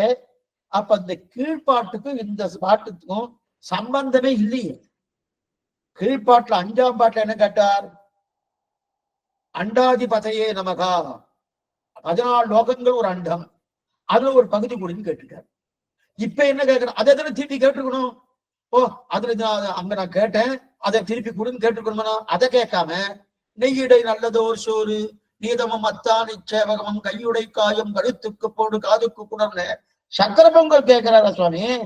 அப்ப அந்த பாட்டுக்கும் இந்த பாட்டுக்கும் ஒன்னும் சங்கத்தியே வரலையே, சம்பந்தமே வரலையே. ஏன்னா கூப்பிட்டது அண்டாதி பதையே நமகா அசுர சத்ரவே நமகான்னு கூப்பிட்டார். அப்ப 7 லோகத்துல ஒரு லோகம் கொடுன்னு பிரார்த்தித்துட்டு, இப்ப அதே போல அந்த 7 லோகத்துல ஒரு லோகம் கொடுக்குன்னு பாட்டி கேட்டிருக்கணும் இல்லையா? அதை கேட்கத்தானே கீழ்ப்பாசனம் எடுத்தார். இப்ப இந்த பாட்டுல என்ன இருக்குன்னா, தந்து என்ன தந்து சக்கர பொங்கலை தந்து, ஆனா அதை சொல்லாம அண்ட குலத்தை கொடு அப்படின்னு கேட்டுக்கணுமோ. அண்ட குலத்துல ஒரு பாகத்தை தந்து பிரம்மாவுடைய ஆதிபத்தியத்தை தந்து இந்திரனுடைய ஆதிபத்தியத்தை தந்து நாகபிரஷ்டத்தை தந்து அப்படின்னு பாட்டுல இருந்திருக்கணும். நீ நல்லதோர் சாந்தமும் தந்துன்னு இருக்கு இல்லையா? அப்ப என்னன்னு இருக்கணும்? பிரம்மாவின் ஆதிபத்தியத்தை தந்து இந்திரனின் ஆதிபத்தியத்தை தந்து நாகபிரஷ்டத்தை தந்து அப்படின்னு இருந்திருக்கணும். ஆனா அதை விட்டுட்டு சக்கர பொங்கல் சந்தனம் கொடுக்குறேன் சுவாமி. அண்டாதிபதையே நமகான்னு 14 லோகத்துல ஒரு பாகத்தை கொடுக்குற எழுதிட்டு இப்ப இன்னும் ஒண்ணும் இல்லாத சக்கர பொங்கல் சேர்க்கிறாரே, அதுக்கும் அந்த பாட்டுக்கும் 5ஆம் பாசுரத்துக்கும் 8ஆம் பாசுரத்துக்கும் சம்பந்தமே இல்லையே. இதுதான் கேள்வி. இப்ப புரியறதுன்னு உங்க கேள்வி உங்களுக்கு என்ன? 5ஆம் பாட்டுல கேட்டது ஒரு பகுதியை, அண்டத்துல ஒரு பகுதியை. இப்ப கேட்கறது சக்கர பொங்கல் சந்தனம். என்ன சுவாமி ஒண்ணுமே இல்லைங்க. அதாவது அண்டத்துக்கெல்லாம் அதிபதி அதிக எல்லையாக இருக்கிற பிரம்மா இந்த ஐஸ்வர்யத்துக்கெல்லாம் மேல் எப்ப பிரம்மாவோ அந்த பிரம்மாவுடைய சீமா பூமி எல்லை நிலம் அதை கேட்டுட்டு ஒண்ணுமில்லை சரீரத்துக்கு தாரக போஷக போக்கியம் அப்படின்னா இங்க சக்கரமங்கலம் சொல்றார், நெய்யிட நல்லதோ சாந்தம் சொல்றார், இதெல்லாம் சொல்லிட்டு இருக்காரு. அப்ப இதை கேட்கிறாரே. இப்ப இதைய ஐஸ்வர்யார்த்தி கேட்டார். ஐஸ்வர்யார்த்திகளுக்கு அண்ட குலம் என்று சொல்லக்கூடிய அந்த 14 லோகத்துல ஒரு பகுதி கேட்டார். ஆனா இப்ப கேட்கறது என்னன்னா சக்கர பொங்கல் சந்தனம் அதுக்கு மேல இருக்கக்கூடிய குண்டலம் அட்டிகைன்னு கேட்டு இருக்காரு சுவாமி. இது என்ன நியாயமே இல்லையே, ஒன்றுக்கு தொடர்பே இல்லையே, சங்கதியே இல்லைன்னா ஆச்சரியமான சமாதானம் சொல்ற பாருங்க. ரொம்ப ஆச்சரியம். இதான் பெரியவாச்சனுடைய வியாக்கியானம். அன்னைக்கு அவ கேட்டது அண்டாதிபதையே நமகா அசுர சத்ருவே நமகதான் ஒண்ணுதான். ஆனா அண்டக்குளம் வேணும்னு தான் கேட்டா. ஆனா இன்னைக்கு என்ன தெரியுமா எடுத்து அண்டக்குளம் வேணும்னு கேட்டவுடனே கிட்டக்க போறோம்னா இவன் மனசு மாறிடுச்சு. கிட்டக்க போறோம்னே மனசு மாறி நாமே திருவேங்கடமுடியான செவிக்க போவோம். மற்ற சமயத்தெல்லாம் அவ்வளவு தூரம் சொல்ல முடியாது. செவிக்க போறோம், அங்கிருந்து போறதுக்கு நிறைய லிஸ்ட் வச்சுட்டு இருப்போம். இது வேணும், இது கேட்கணும், அது கேட்கணும். ஏன்னா இவர் பிரயோஜனத்தை பெற ஐஸ்வர்யார்த்தி. அப்படி முன்னாடியே சொல்லியிருக்கேன், அநேகமா ஐஸ்வர்யார்த்தியாத்தான் நம்ம லோகத்துல நிறைய பேர் இருக்கா. ஏன் சுவாமி பகவன் லாபத்தை இல்லைன்னு சொல்றேன்? இல்லைன்னு அடியும் சொல்லல, இருக்கா, குறைச்சலதான் இருக்கும். குறைச்சலதான். இந்த 3வது பாட்டிலே தெரியும், வாழாட்பட்டு நின்றீர் உள்ளீரேல். யாராவது பகவன் லாபத்தை யாராவது இருக்காளா அப்படின்னு பெரியாளை கூப்பிடுறாரு. அது கூழாட்பட்டு நின்றீர்களை அப்படின்னு அங்க இல்லைன்னு கேட்கிற, அது ஐஸ்வர்யாத்திங்கிறா. நிறைய பேர் இருக்கா. அதனால அத்தனை பேர் இருக்கிறபடியாலே அவ என்ன பண்றாள், மனசு நம்ம அந்த கூட்டத்துக்குள்ள போறோம். திருவேங்கடமுடியா அந்த கூட்டத்துல ஒவ்வொரு குண்டா போட்டுருக்கு. அது தாண்டி போறோம். அப்புறம் காலி கோபுர வாசல் தாண்டி உள்ள போறோம். உள்ள போன வெண்டி வாக்கிலின்னு ஒரு வாக்கிலினா அது வாசல் கதவுன்னு பேரு. அந்த வெண்டி வாக்கிலை தாண்டி அதுக்கப்புறம் வரதராஜனுடைய சன்னதி, அதுக்கு ஒரு சில நேரத்துல பிரதட்சணம் பண்ணுவாங்க, இல்லை இப்படி விட்டுவாங்க. இப்படி விட்டுட்டு அங்க கருடன் சன்னதி கிட்டக்க போச்சே எல்லாமே மறந்து விடும். நாம என்னென்ன கேட்கணும், ஏதேது கேட்கணும்னு நினைச்சிருக்கணும் எல்லாம் கோவிந்தா கோவிந்தா கோவிந்தா கோவிந்தா கோவிந்தா. சேவிச்சா போறோம். அதுவும் யாராவது கொஞ்சம் குள்ளமா இருந்துட்டா வச்சுக்கேன். ஆனா இப்ப கொஞ்சம் நிறைய ஏற்பாடுலாம் பண்ணிருப்பான். குள்ளமா இருக்கிறவால அங்கிருந்து போறவது எப்படின்னா இப்படிதான் இருக்கும், இப்படி கீழே இறங்கி போற மாதிரி இருக்கும். அது மாதிரி குள்ளமா இருக்கிறவங்க கூட கொஞ்சம் நல்லா சேவிக்கலாம். ஆனா அதை விட குள்ளமா ஆயிடுச்சுங்க. அப்ப எங்கேக்கு சேவி பண்ணணும். அப்ப அவளுக்குலாம் என்ன இருக்குன்னா கோவிந்தா கோவிந்தா கோவிந்தா இருக்காங்க. கூட்டு போன சீட்டு சுவாமி எதுவுமே ஞாபகம் இருக்கு. இப்ப அதே போல ஐஸ்வர்யார்த்திக்கு இப்ப மனசு வேற மாதிரி ஆயிடுச்சு. ஏற்கனவே இருந்த மனசு வேற, இப்ப மனசு மாறிடுது. இப்ப மனசு வெள்ளையாயிடுது. அந்த வெள்ளை மனசுல என்ன யோசித்து பாக்குறார், அவர்களுக்கு இந்த புருஷார்த்தங்கள் எல்லாமே மட்டமா படுறது. எந்த புருஷார்த்தங்கள்? அண்டாதிபதி அண்ட குலத்துக்கு அதிபதியாகி அசுராக்கதனை அப்படின்றது அண்டாதிபதியே நமக்கு அசுர சத்திரவை நமகா என்று சொல்லக்கூடிய 7 14 லோகம் இதெல்லாம் இந்த புருஷார்த்தங்களை மட்டமா படுறது. அவர்கள் மனசுக்கு என்ன பண்றதுன்னா பிரம்மாவுடைய சத்தியலோகத்துக்கும் இந்த சக்கர பொங்கலுக்கும் ஒண்ணும் வித்தியாசமே இல்லையே. பிரம்மா பதவி கொடுக்குற சுவாமி, சக்கர பொங்கல் கொடுக்குற சுவாமின்னா பகவானுடைய அந்த சம்பந்தத்தை பார்க்கச்சு பிரம்மா பதவிக்கும் சக்கர பொங்கலுக்கும் ஒண்ணு வித்தியாசமே கிடையாது. வித்தியாசமே கிடையாது. ஏன்னா கிடைக்க போவது பகவானுடைய திருவடிகளாக இருப்பெண் அண்டாதிபத்தியத்துவமும் மற்றம்தான், சக்கர பொங்கலும் மற்றம்தான். ஆனா இந்த ரெண்டுக்கும் எந்த வித்தியாசமும் இல்லை. நமக்கு எப்ப கிடைக்க போறது என்பதோடு நல்லா ஒப்பிட்டு பார்க்கணும். நல்லா நம்ம கிடைக்க போற வஸ்துவோடு ஒப்பிட்டு பார்க்கணும். அந்த கிடைக்க போற வஸ்து இது பகவானே, அவன் திருவடியே கிடைக்கிறது. புது நின்ற பொன்னங்கடல் தெரிவிக்கிறார். புது நின்ற பொன்னங்கடல், அந்த திருவடியே கிடைக்கிறது இல்லையா? அந்த திருவடி கிடைக்கச்சே அப்ப அண்டம் வேணுமா? வேண்டாம். சக்கர பொங்கல் வேணுமா? வேண்டாம். ஏன் சுவாமி அப்ப அண்டத்தையும் சக்கர பொங்கலையும் ஏன் சுவாமி எடுத்துட்டு? ரெண்டுமே ஒண்ணுதான். இவன் கண்ணுக்கு ரெண்டுமே ஒன்னா படுறது. ஏன்னா எதனால? அந்த திருவடிய மகாத்மத்துல ரெண்டும் ஒன்னா படுறது. சரி, ரெண்டுமே ஒன்னா ரெண்டாவது. ஆனா சக்கர பொங்கலை காட்டிலும் பிரம்மா உயர்ந்தவர் தான். அது நம்முடைய அபிப்பிராயத்தாலே சக்கர பொங்கலை காட்டிலும் பிரம்மா உயர்ந்தவர் தான், அது சந்தேகம் இல்லை. ஆனா இவனுக்கு என்னன்னா அந்த அனன்ய பிரயோஜன பலரான பகவன் லாபார்த்தி கேட்டதையும் கொடுத்திருக்கார், பிரயோஜனாந்த பலனான நான் கேட்டதையும் கொடுத்திருக்கார். ஆனா ரெண்டுமே சுணங்காம அதே திரும்ப மண்டலத்தை வைத்துக் கொண்டு அதே ஆனந்தமான முகத்தை வைத்துக் கொண்டு எனக்கு கொடுத்திருக்கார்.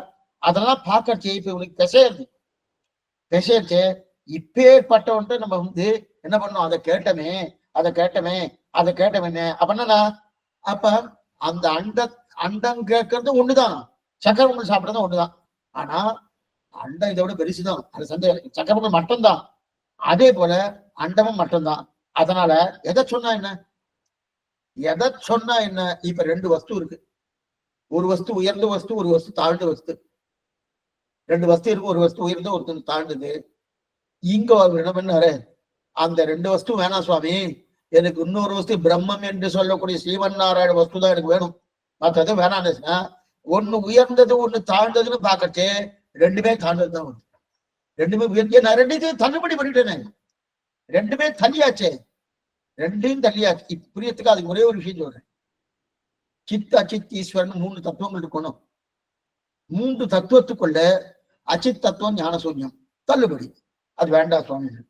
சரி, சித்தத்துவம் ஞானம் இருக்கு, ஞானமயன் ஆனந்தமயன் இருக்கு அப்படின்னா அது ஏத்துக்கலாமே. ஏன்னா அச்சித்த காட்டில உயர்ந்தது. அப்ப இந்த மூன்று தத்துவத்துக்குள்ளே நான் சித்தத்துவத்தை ஏற்றுக்கொள்கிறேன்னு வந்துச்சுன்னா இல்ல, ஈஸ்வர தத்துவத்தோடு நம்ம பார்த்துக்கும் போது இந்த சித்தத்துவமும் அச்சித்துக்கு சமம். ஏன்னா அதுவும் வேண்டாமே. அதே போலதான் அண்டம்னு பார்த்துட்டோம்னா உயர்த்தி தான், சக்கர பொங்கலும் பார்த்தோம்னா மட்டும்தான். ஆனா பகவானுடைய திருவடியை வைத்து ஒப்பிட்டு பார்க்கும்போது அண்டமும் ஒரே நிலைதான், சக்கர பொங்கலும் ஒரே நிலைதான். அப்படி தெரியும். இதைத்தான் என்ன தெரியாது, நெய்யிடை நல்லதோர் சோறும் நியதம் அத்தானி. அதனால நான் என்ன பண்றேன், சக்கர பொங்கலே சொல்லிக்கிறேன், எதுக்கு அண்டம் சொல்லணும்? இப்ப மனசு மாறிட்டேன். சக்கர பொங்கலே சொல்லிக்கிறேன், சக்கர பொங்கல் நெய்யிடை நல்லதோர் சோறும் நேதமும் அத்தானி செவகம் கையுடை காயும் கழுத்துக்கு பொடு காதுக்கு குண்டலம்னு தெரிவித்தார். அதாவது இதனுடைய தாய்ச்சி தோற்ற பேசுகிறார்கள். அண்டாதிபத்தியமாக இருந்தாலும் வெறுமனே சந்தனம் பூசிக்கொள்வதாக இருந்தாலும் பெருமாள் திருவடியோடு ஒப்பிட்டு பார்க்கும் போது ரெண்டுமே தாழ்ந்ததுதானே என்று பேசுகிறார். இது ஒரு கருத்து. இதுக்கு மேல இன்னொரு கருத்து என்னன்னா, பிரம்மாவா இருந்தாலும் அவர் என்ன பண்ணாரு? பிரம்மா என்ன பண்ண? கண்ணால தானே பார்க்க முடியும், ஆமா. காதால தானே கேட்க முடியும், ஆமா. சக்கர பொங்கலை சாப்பிடத்தானே செய்யணும், ஆமா. சந்தனத்தை பூசணி தானே ஆகணும், ஆமா. அப்ப பிரம்மாவாக இருந்தாலும் நாமாக இருந்தாலும் தாரக போஷக போக்கியங்கள் எது? தண்ணீர், சக்கர பொங்கல், சந்தனம் தானே. அப்படின்னா என்ன அர்த்தம்னா, அதாவது தண்ணீர் என்பது அவசியம் வேணும், சக்கர பொங்கல் என்பது வேணும், போக்கியம் என்பது சந்தனம், தாரகம் தண்ணீர், போஷகம் சக்கர பொங்கல், போக்கியம் சந்தனம். இந்த மூணும் பிரம்மாவுக்கு நமக்கு வேணும்.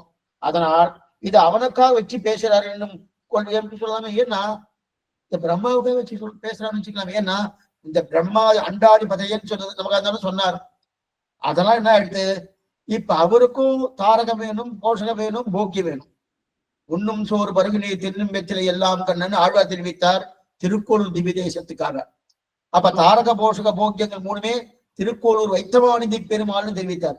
அதே போல இங்க தாரக போஷக போக்கியம் இது சக்கர பொங்கல், தண்ணீர், சந்தனம், இதான் தாரக போஷக போக்கியம். அப்படின்னா நாம தரிக்கிறோம்னா தண்ணீர் இல்லைன்னா தரிக்க முடியாது. நம்ம நல்லா குட்டியா இருக்கிறோம்னா வாழணும்னா சாதம் இல்லாத சக்கர பொங்கல் இல்லாம வாழ முடியாது. போக்கியம் அனுபவிக்கணும்னா இது சந்தனம் பூசிட்டு அனுபவிக்கிறோமோ அது மூணும். இந்த மூணும் பிரம்மாவுக்கு வேணும், நமக்கு வேணுமோனோ. அதனால இந்த மாதிரி நெய்யுடைய நல்லதோ ஒரு சோறு நீதமும் அத்தாரிச்சவன் சொன்னாரு.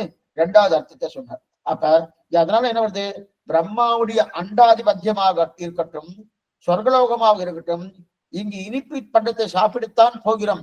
அப்ப சந்தனத்தை பூசிக்குதான் போறோம். அதனால் அவர்கள் படிகளாக பேசுவதா இருந்தாலும் அல்லது நம்மை போன்றவர்களாக இருந்தாலும் எல்லாருக்கும் தாரகமும் போஷகமும் போக்கியமும் இவை என்று தெரிவித்தார்.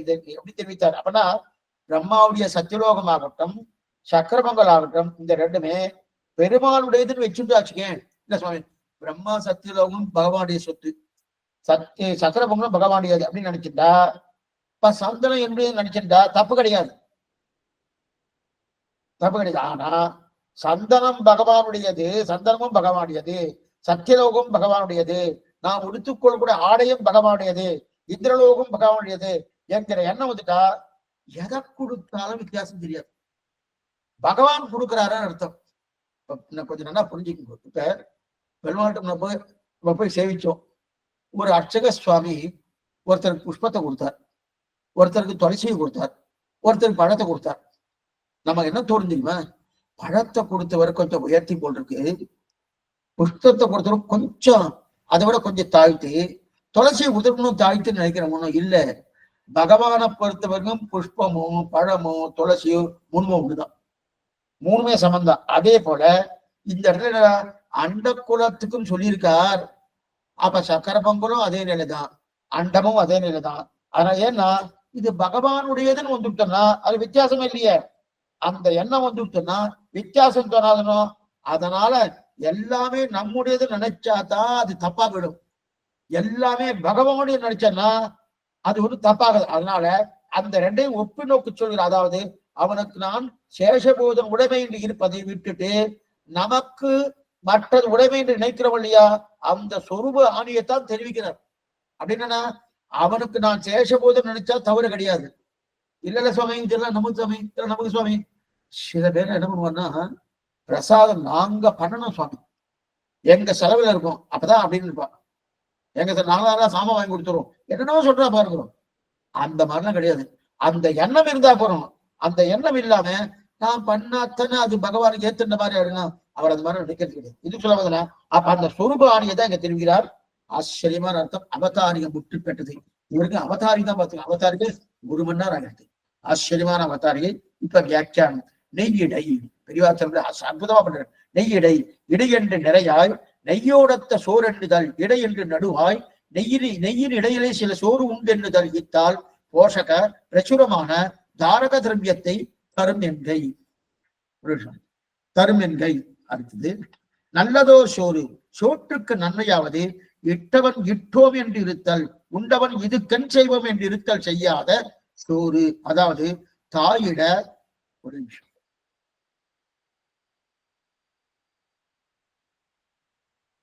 அதாவது தாயிட புத்திரன் உண்ணும் சோற்றுக்கு இவ்விரண்டுக்கு விளைவில்லைவரே ஓர் சோறு. இப்பாசுரத்திலே அன்றிக்கே விலட்சண சோ பேதமாயிருக்கை அங்கனன்றிக்கு சேஷபூதம் சேஷிக்கிடும் சோறு போலே இருக்கை. அதாவது அகங்கார பேதமின்றிக்கே பக்தி பிரதுகுதமாயிருக்கை ஈஸ்வரனும் பக்தானாம் என்கிற நினைவாலையும் வஸ்திரனாயிரே ஈடுவது. இது வரைக்கும் பார்த்துக்கணும். ஆச்சரியமா தெரிவிக்கிறார்.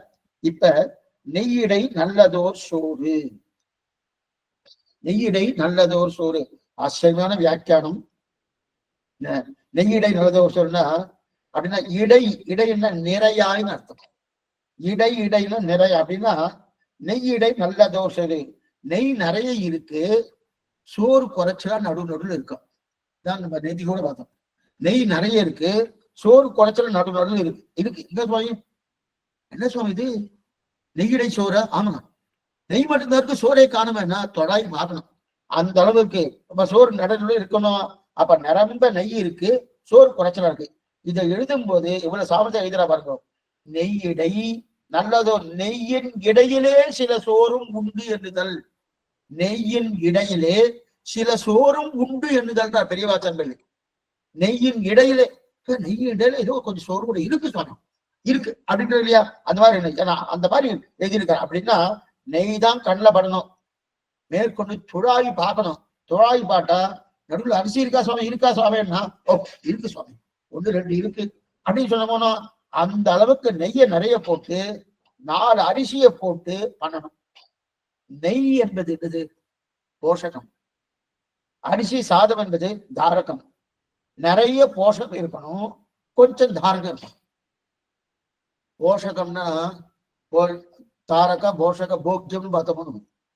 போஷகம்னா அந்த நெய் தான் நமக்கு விருத்தி கொடுக்கும் சரீரத்துக்கு. அதே தாரகம்னா நிக்கணும்னா தாரகம். அப்ப அரிசி சாதம் என்பது தாரகம், போஷகம் என்பது கொஞ்சம் தாரகம். அப்படின்னா என்று 2ஐயும் வைத்து பெருமாள் தகும். அப்படின்னா நெய்யடை நல்லதோர் சோறு. நெய் என்பது போஷகம், அரிசி சாதம் என்று தாரகம்னு சொன்னாரு. சரி, நெய்யடை நல்லதோர் சோறு. நல்லதோர் சோறுன்னா என்ன சுவாமி? நல்லா 4 தடவை அலம்பி குக்கர்ல எல்லாம் வைக்காம சாதத்தை நல்லா வடிச்சு 2 தடவை வடிச்சிருவாளா? இவர் புனர்பாகம் பண்ணுவா. புனர்பாகம் பண்றதுன்னா வடிச்ச சாதத்தை மறுபடியும் வேக வைப்பான், அதுக்கு புனர்பாகம் பேரு. அந்த மாதிரி அதான் நல்லதோர் சோறு. அப்படி இல்லை, நாம சோற்றை ஒருத்தருக்கு போடுறோம், சோற்றை ஒருத்தருக்கு இடுகிறோம், உடனே இட்டவர் எனக்கு இட்டவர், உடனே இட்டவர் இவருக்கு கொடுத்தோம் என்று ஏதாவது கிடைக்குமா கிடைக்காது என்று நினைத்தாலும் எக்ஸலண்டா எடுத்துப்பார். ஒருத்தருக்கு பிரசாதத்தை மாத்தினும், அவர் சாப்பிட்டு இருக்க அப்படி தூரக்க வந்து நின்று, சுவாமி இவனுக்கு பிரசாதம் போட்டிருக்கேன், சோறு இட்டிருக்கேன், இவன் மூலமா நமக்கு என்ன நன்மை கிடைக்கும், இவன் மூலமா நமக்கு என்ன நன்மை கிடைக்கும், நீ சாதம் போட்டுக்கணும்னா எதா பண்ணுவாரா, எதா எனக்கு நன்மை பண்ணுவாரா அப்படின்னு நினைக்கிறது ஒரு பக்கம்.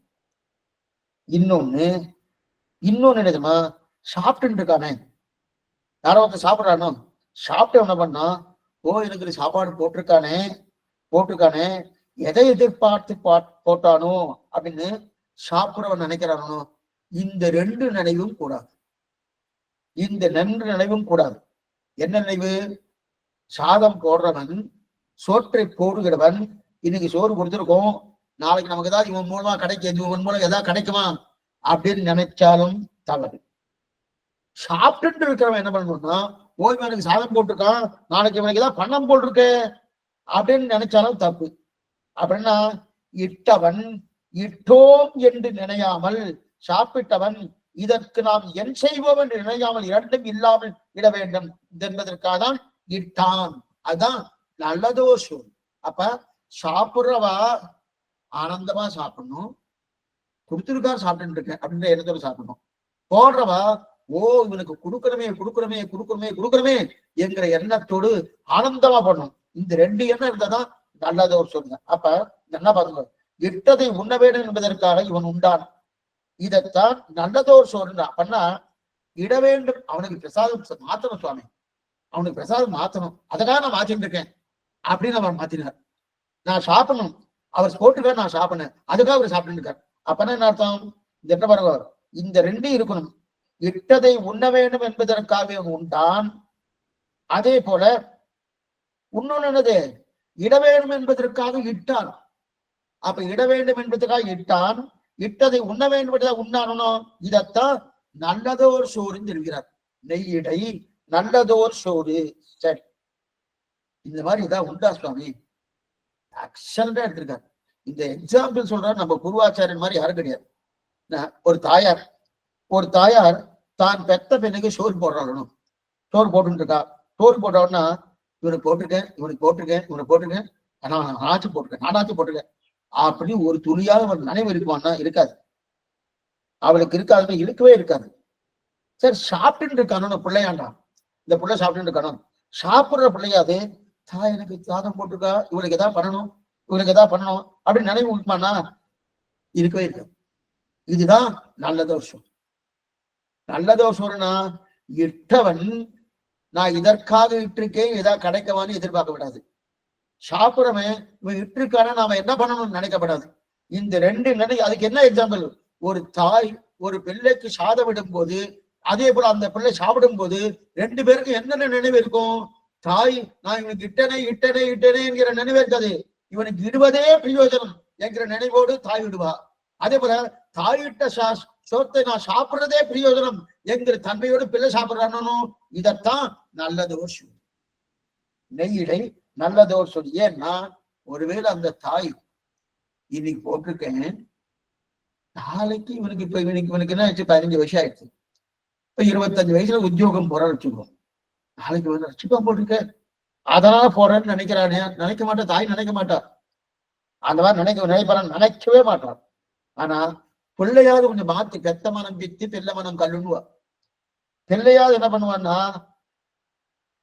போட்டிருக்கா வாஸ்தவம் தான், நீ என்ன சரியாவே வளர்க்க போட்டிருக்கேன்னு கேட்பான். சிறு வயசுல கேட்க மாட்டான், அவனுக்கு அந்த ஞானம் கிடையாது. ஒரு 20 வயசு வந்துட்டு வச்சுக்கேன், என்ன நீ சரியா வளர்க்கல போட்டிருக்கு, இல்ல நான் அண்ணா வளர்ந்துருக்கானே, என்ன தப்பா வளர்த்துருக்கேன்னு கேட்டுட்டோம். இந்த மாதிரி கேள்வி பின்னாடி வரும்னு தெரியும் தாய்க்கு. தெரிஞ்சு அவனுக்கு போட வேண்டியது போட்டு இருக்காரு. இன்னைக்கு நிறைய இடத்துல அது பாக்கலாம். இந்த மாதிரி இந்த பிள்ளைய பத்தி என்ன சுவாமி கண்டேன்னு அவன் வந்து அப்போட மனசுல அந்த பிள்ளை மேல ஒரு குற்ற உணர்ச்சியோடு சொல்ல மாட்டார். என்ன பண்றது, இந்த மாதிரி மாறிட்டு இருக்கானே, இந்த எண்ணமே இல்லையே அந்த இடத்துல சொல்லிட்டு இருக்கானியா. ஆனா பின்னாடி வாங்கின வைய போறான்னு தெரிஞ்சு கூட அந்த தாய் சோறுறா இல்லையா, அப்படிப்பட்ட சோறு. அந்த சோறு நல்லது ஒரு சோறு. சரி சுவாமி, சில இடத்துல என்ன, குழந்தைங்க பள்ளிக்கூடம் போவார், காலேஜுன்னு வச்சுக்கோ, சாயங்காலம் 4 மணிக்கு வரணும். வரச்ச சரியா அவளுக்கு என்ன தேவையோ அது ரெடியா பண்ணிருக்கணும், தயாரா இருக்கணும்.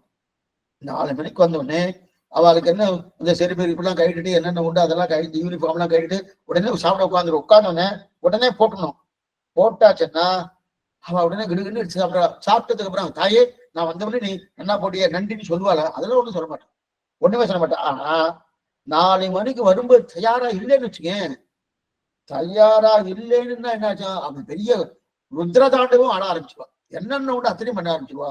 சரி, ஒருவேளை தயாரா தான் வச்சிருக்கா சுவாமி, 4 மணிக்கு தயாரா இருக்கு, அவன் பசி ஆடுற மாதிரி எல்லாம் வந்துருக்கு. ஆனா அவனுக்கு பிடிச்சத பண்ணல. அவனுக்கு பிடிச்சத பண்ணலன்னா அப்போ ஒரு குதிக்க அமைஞ்சதா. அப்ப என்ன பண்ண, தாய் தானே போட்டா, நாம ஏதாவது சாப்பிடுவாமே என்கிற எண்ணத்தோ சாப்பிடுவோம். அப்படின்னு நான் விஷயத்துல இருப்பா தாய, அது என்னமா நீ எனக்கு பிடிச்சது பண்ண, பிடிக்காது பண்ணிட்டு இருக்கேன் அப்படின்னு இருக்காளையா. அந்த நிலையில நல்லதோர் சோறு கிடையாது. 2 பேருமே நல்லதோர் சோறுன்னா என்ன, இவனும் பிரயோஜனத்துக்காக சாப்பிடணும், அவரும் பிரயோஜனத்துக்கான இது நல்லதோர் சோறுன்னா சரி. ஆக தாய் இடப்போகும் போது இவன் என்ன செய்வானு எதிர்பார்ப்பது கிடையாது. உண்ணும் போது இவனுக்கு என்ன செய்ய வேண்டும் நினைப்பதில்லை. இந்த 2 தான் நல்லதோர் சோறு. இந்த 2ம் இல்லாத இடப்பட்ட சோறு மடிதளவாத சோறு. அப்ப இந்த 2ம் இல்லாதது எந்த 2? தாயும் நினைக்கப்படாது, இவனுக்கு போடுறதே பிரயோஜனம். பிள்ளை என்ன பண்ணும், நான் சாப்பிட்றதே பிரயோஜனம், தாய் கொடுத்துருக்க நான் சாப்பிட்டு இருக்கேன் அப்படின்னு இல்லையா. அதுதான் மடிதளவாத இந்த சோற்றைத்தான் நல்லதோர் சோறுன்னு தெரிவிக்கிறார். இப்ப பெருமாள் ஐஸ்வர்யார்த்திக்கு நல்லா பாத்துக்கோ, ஏன் இதை சொல்லிட்டு இருக்காருன்னா, இப்ப பெருமாள் ஐஸ்வர்யார்த்திக்கு அப்படி ஒரு சோற்றைத்தான் கொடுக்குறார். ஐஸ்வர்யாத்துக்கு என்ன பண்றாரு, நீ கொடுத்துருக்கேன், நீ கேட்டதை கொடுத்தேன், நாளைக்கு நீ எனக்கு நானே வேணும் அப்படின்னா பகவான் தான் சுவாமி வேணும், வேறு வேண்டாம், அந்த நிலைக்கு நீ வறுமை வேணும், அதுக்காக இதை கொடுத்தேன். அந்த எண்ணத்தோடு கொடுக்கல.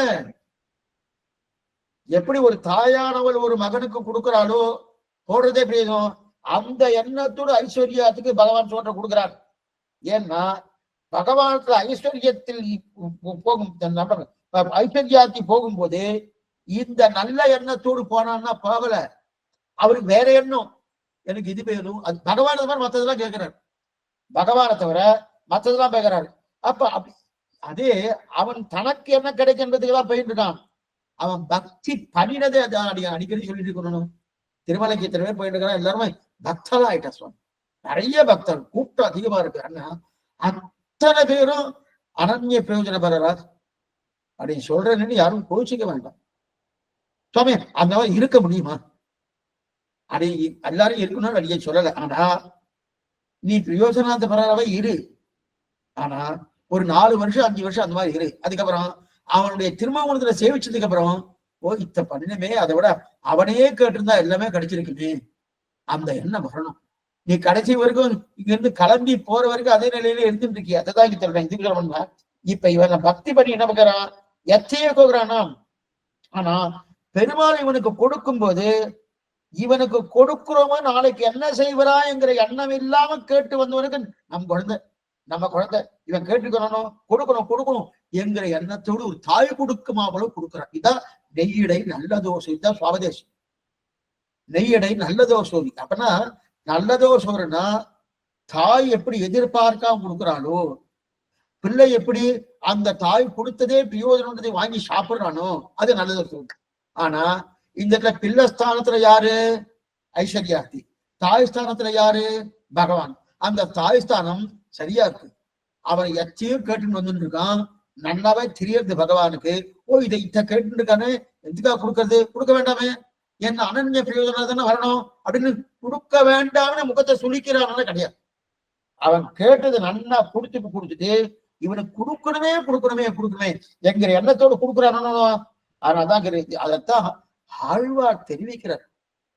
அங்கும் இங்கும் வானவர் தானவர் யாவரும் எங்கும் இணையை என்று உன்னை அறியகிலாதலற்றி அங்கம் சேரும் பூமகள் மண்மகள் ஆய்மகள் சங்கு சக்கரவர்த்தவனன்பர் அப்படின்னு சரணமேன்னு தெரிவிக்கிறார். அப்ப பகவானே உன்னை உனக்காக சேவிக்கிறவன் யாரா இருக்கலாம்.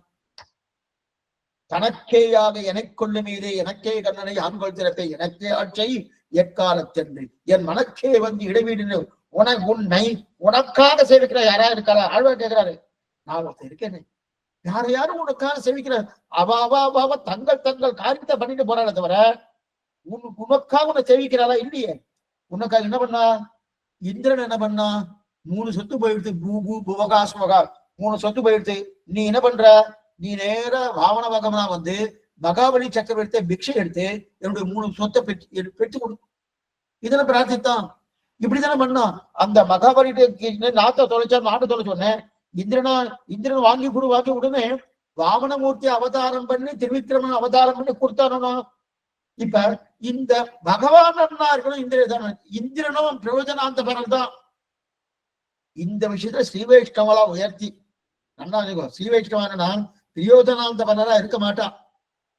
அவன் ஸ்ரீவைஷ்ணவனா இருந்தான்னா அவன் அனன்ய பிரயோஜன பரலா இருப்பான். ஆனா இந்திரன் என்ன பண்றான், தனக்கு எல்லாம் வேலையை கொடுத்து தங்கள் காரியத்தை பார்த்துப்பான். பகவான்கிட்ட வேலையை, ஏன்னா இவாளால பண்ண முடியாதுன்னு இந்திரன் எப்படி பண்ணானோ அது பண்ண. அதுக்கு மேல அடுத்தது ராவணாதிகள், ராவணன் சமப்படுத்திட்டு இருக்கான் அப்படின்னு சொல்லிட்டு என்ன பண்ணுவான், அவளால வந்து நேர திருப்பார்க்கில் வந்து உப்பு வீடு கேட்கும் இடம் அங்க வந்து முன்னர் நீ ராமாவதாரம் பண்ணு, ராமாவதாரம் நீ சீத்தையை தொலைச்சாலும் பரவாயில்ல, நீ சிரமப்பட்டாலும் பரவாயில்ல, ராவணன் கவனம். இப்ப ராமன் சிரமப்பட்டு இருக்கான். அதை பத்தி அவன் நினைக்கவே இல்லை. சிரமப்படாம என்ன பண்றா, ராமன் இது எங்க தெரியுதுன்னா சீதையை தூக்கின்னு போயிட்டான். ராவணன் தூக்கின்னு போயிட்டான். தூக்கின்னு போனோடனே நமக்கெல்லாம் ஐயோ தூக்கி போயிட்டான் நமக்கு கவலையா இருக்கணும். எல்லாரும் தேவர்கள்லாம் சிரிக்க ஆரம்பிச்சுட்டாலாம். என்ன சுவாமி, ராமன் பிராட்டி ஸ்ரீதேவி நாச்சியார் பகவான் தர்மவத்தினி தூக்கி போயாச்சுன்னா அதுக்கு என்னென்ன பண்ணுமோ அதெல்லாம் பண்ண வேண்டாமா, என் ஜட்டாயி என்னமா சண்டை போட்டார். தேவர்கள்லாம் சிரிக்க ஆரம்பிச்சுட்டாலாம். என்ன சுவாமி சிரிக்கிறானா, இனிமே நம்ம காரியம் பூர்த்தி ஆக போறதுன்னு சிரிக்க ஆரம்பிச்சிடும். ஏன்னா இவ சொன்ன காரியம் என்ன, ராவணனை வதம் பண்ணணும். இப்ப இவ சீத்தை போயாச்சுன்னா அதுக்காக ராமன் போவானோ, அப்ப சம்ஹாரம் பண்ணுவானோ, அப்ப இனிமே நம்ம காரியம் நடக்க போகுதுன்னு சிரிக்கிறார். இப்ப இந்த நிலையில இருக்க யாரு, தேவதைகள். அப்பெல்லாம் பிரயோஜனாந்த பலன். அதுதான் ஆழ்வார் கேட்கிறார். அங்கு எங்கும் வானவர் தானவர் யாவரும் எங்கும் இணைய என்று உன்னை அறியகிலாத நற்றி அப்படிங்கிறது. அப்ப ராமன் என்ன பண்ணா, அயோத்தியிலிருந்து எது வரைக்கும் நடந்தே போனோம். திரும்பி வரச்சதான் புஷ்பக விமானம். திரும்பி வரச்ச நடக்கவே இல்லை. திரும்பி வரச்ச நேரா லங்கையிலிருந்து எங்கத்துல வந்தான், கிஷ்கிந்தைக்கு வந்தான். அதுக்கப்புறம் பரத்வாஜ ஆசிரமத்துக்கு வந்தான். அதுக்கப்புறம் அயோத்திக்கு வந்துருக்கான். இருக்கணும் அப்படி இருக்க செய்து இங்கிருந்து போர்ச்சே ஃபுல்லா காலால் நடந்துதானே போயிருக்கான். மெல்லடி நாடு மொழி நடந்து போனோம். அப்ப இது ராமன் அவதாரம். அதுக்கு பிறகு கம்ச மொழியணும், கம்சாதிகள்லாம் போகணும். பரித்ராணாய சாதுனா விநாசாய துஷ்கிருதாம் தர்ம சம்ஸ்தாபனாச்சாரிய சம்பவாமி யுகே யுகேன்னு சொல்லி அப்ப கம்சன்லாம் முடியணும்னு சொல்லி கண்ணனுடைய திருவடி நொந்து போக அவனை எழுப்பினாடியா. அப்ப ஒவ்வொருத்தரும் பகவானை எழுப்பி தங்கள் தங்கள் காரியம் பண்ணிக்கிறாரே தவிர, பகவானே உனக்கு மங்களாசாசனம் பண்ணும், உன்னுடைய திருவடிக்கு மங்களாசாசனம் பண்றதுக்கு யாரா பண்ணிருக்காரா? ஆளே இல்லையே. இது ஆழ்வார் வருத்தப்படுறாரு. அங்கும் இங்கும் வானவர் தானவர் யாவரும் எங்கும் இணை என்று உன்னை அறியகிலாத நட்பு யாருமே இல்லையே அப்படின்னு தெரிவிக்கிறார் இல்லையா? இப்ப என்ன தெரிவிக்கிறாரு? ஆக அப்படிப்பட்ட நொந்து போறாளே இப்ப சந்தோஷமா தாய் மகனுக்கு எதிர்ப்பால் உணவிடுகிறார் போலே, அதே போல பெருமான் பண்ணாரு. இந்த ஐஸ்வர்யாத்துக்கு கொடுக்கிறார் கையடை நல்லதோர் சோறு. தாய் கொடுக்குறார், மகனுக்கு கொடுக்குறான்னு ஒரு பிள்ளைக்கு தாய் என்னமா ஆனந்தமா கொடுக்குறா, அந்த மாதிரி கொடுக்குறார். அதாவது கொடுத்தவனுக்கு இட்டோம் என்கிற எண்ணம், உண்பவனுக்கு என் சொல்லியோமே என்ற எண்ணமும் இல்லாமல் தாய் சோறிடுகிறாள். அதான் ரொம்ப முக்கியம். ஒரு தாய் சோறிடும் போதே தாம் இட்டோம் என்கிற எண்ணம் தாய்க்கு இருக்காது. அது மட்டும் இல்ல, சாப்பிடுறவனுக்கு இவ கொடுத்திருக்கா, இவருக்கு என்ன பண்ணலாம் அந்த எண்ணமும் வராதபடி தாய் தாய் சோறிடுவா. அதைத்தான் பகவான் பண்றான். அப்ப நெய்யிடை நல்லதோர் சோறு. இப்ப நெய்யிடை ஆயிடுத்து, நல்லதோர் ஆயிடுத்து, ஓர் சோறு. நல்லது ஓர் சோறு. அதாவது இதுவரை நல்ல சோறு என்பதுக்கு அர்த்தம் பார்த்தோம். நல்ல சோறுன்னா என்ன? இட்டுட்டு என்ன பாருங்க, இட்டுட்டு அது இதனால ஏதாவது வருமா அப்படி எதிர்பார்க்க கூடாது. சாப்பிட்டவன் நான் என்ன பண்ணுமோ அதையும் பண்ணக்கூடாது. ரெண்டு நினைவும் எப்படி இருக்கணும்? சாப்பிட்றது பெரிய வச்சுக்கோ, நான் சாப்பிடணும். தாயிட்டு இருக்கேன், நான் சாப்பிட்டு இருக்கேன், என் புள்ள நான் போட்டுட்டு இருக்கேன், இந்த எண்ணத்தோடு தான் அது நல்லதோர் சோறுன்னு வந்துட்டு. இப்போ ஓர் சோறு. ஓர் சோறுன்னா என்ன அர்த்தம்னா, நல்ல சோறு பார்த்துட்டோம். ஓர் சோறுன்னா ஆசிரமத்தில் கீழே சொல்லப்பட்டது மனசுடைய சுத்தி. மனசு இந்த மாதிரி மனசுல சோறு இடம்னு சொல்லிருக்க, அப்ப மனசு சுத்தி இருக்குது. இப்ப சொல்றது என்ன சொன்னி, அப்ப ஏதோ ஒரு சோறு போட்டுருக்கோமோ, அந்த சோறுடைய ஏற்றத்தை சொல்றாரு. அப்ப என்ன அர்த்தம்? சக்கரை பொங்கலின் ஏற்றம். முதல்ல சொன்னது நல்ல சோறு. நல்ல சோறுன்னு சொல்லும் போது மனசுத்தி, மனசுத்தி இருக்கணுமோனோ, அந்த மனசுத்தியை பத்தி முதல்ல சொன்னது. இப்ப ஓர் சோறுன்னு வரச்சே, இப்ப அந்த சோற்றுல இருக்கக்கூடிய இனிப்பு, அந்த சோற்றுல இருக்கக்கூடிய அந்த நமக்கு அது ருசி இருக்கு இல்லையா, அந்த ருசி அதோட ஏற்றம். இப்ப என்னன்னா சில இடத்துல நம்ம கொஞ்சம் அப்படியே ரொம்ப ஆச்சாரம் அனுஷ்டானமா இருக்கா, ஆச்சாரம் அனுஷ்டானம் இருக்கா. இருந்தவா எங்க வெளில போயிட்டா வச்சுக்கேன், வெளில போயாச்சுன்னா ஒரு விதேசமா போனா அங்க மடங்கள் இருக்கும், இல்ல சன்னதி இருக்கும், அங்க போய் சாப்பிட்டுக்கலாம். இந்த சில அடியருக்கெல்லாம் அந்த சிரமங்கள்லாம் நிறைய உண்டு. அதனாலதான் நிறைய இடத்துக்கு எங்க அங்க சௌரியம் இருக்கோ அங்கதான் போவேன். இல்லைன்னா போகலன்னா அது நமக்கு பிரசாதத்துக்கு அந்த சிரமம்னா போறது கிடையாது. இல்லைன்னா முன்னாடியே கோயில சொல்லி வச்சிடணும். இதுக்கு சிரமம் தானே. இப்ப சில இடத்துல போயாச்சுன்னா அங்க போய் அவ தங்கறான்னா அவன் ஏதோ கொடுக்குறான்னு வச்சுக்கேன், ரொம்ப ஆசையா பண்ணி கொடுக்குறா. பண்ணி கொடுக்கச்சே அத வாயில போடலாமா வேண்டாமா, அவ எப்படி பண்ணிருக்கா, ஆச்சாரம் பண்ணிருக்கா, அனுஷ்டானமா பண்ணிருக்காரா, அது இதெல்லாம் பண்ணிருக்காரு பாக்கணும். அப்படி பாக்கறச்சே சுவாமி அதெல்லாம் ரொம்ப பார்க்கப்படாது சுவாமி. இது சில மாதிரி சொல்லுவார். ஆத்த விட்டு வெளியே போயாச்சுனாலே அவ்வளவு தூரம் ஆச்சாரத்துல மூட்டை கட்டி வச்சுடணும், நீங்க அதெல்லாம் தனியா பார்க்கப்படாது அப்ப அப்படின்னு இருக்கலையே. அந்த மனசோடதான் இருக்கணும்னா அந்த மாதிரிலாம் இல்லை. அந்த மாதிரிலாம் இருக்கணும். போய் எம்பெருமான ஆச்சாரம் ஆத்த விட்டு கிளம்பி வச்சுன்னா எதுவுமே பார்க்கலையான்னு பார்த்துட்டுதான் இருக்கேன். இது சொல்ல வந்தேன். அப்ப அந்தந்த ஆச்சாரம் அனுட்டானா அவசியம் இருக்கணும். இப்ப சாப்பிடறதுக்கு சில பேர்லாம் என்ன பண்ணுவா, கொஞ்சம் ருச்சியா இருக்கணும், கொஞ்சம் நன்னா இருக்கணும் அப்படின்னு பார்ப்பா. அப்ப அப்படி பார்க்கறச்சே அனுஷ்டானத்தையும் ஆச்சாரத்தையும் விட்டுடுவா, அனுஷ்டானத்தையும் ஆச்சாரத்தையும் விட்டுடுவா. சில இடத்துல சாப்பிடறதுக்கு ரொம்ப நன்னா இருக்கும், சாப்பிடறது ரொம்ப நன்னா இருக்கும். ஆனா அவன் கொடுக்கறச்ச என்ன, இவனுக்கு போய் கொடுத்துட்டு இருக்கமே, இவனுக்கு போய் கொடுக்குறமே அப்படின்னு நினைக்கிறா. அப்ப அது நல்ல சோறான நல்ல சோறு கிடையாது. கொடுக்கறச்சே ஒரு தாயுடைய பாவத்துல கொடுக்கணும், சாப்பிடறச்சே மகனுடைய பாவத்துல சாப்பிடணும், அதுதான் நல்ல சோறு.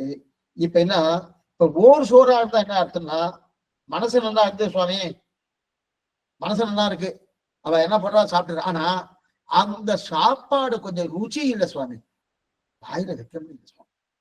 ருச்சி இருந்தா நன்னா இருக்கும், அது ஒண்ணும் நன்னா இல்லையே. ஏன்னா சாமானியமா நல்லா பார்த்துக்கணும், ருச்சியும் இருக்கணும் ஆச்சாரமும் இருக்கணும். ரெண்டும் இருக்குமா? அநேகமா அது இருக்காது.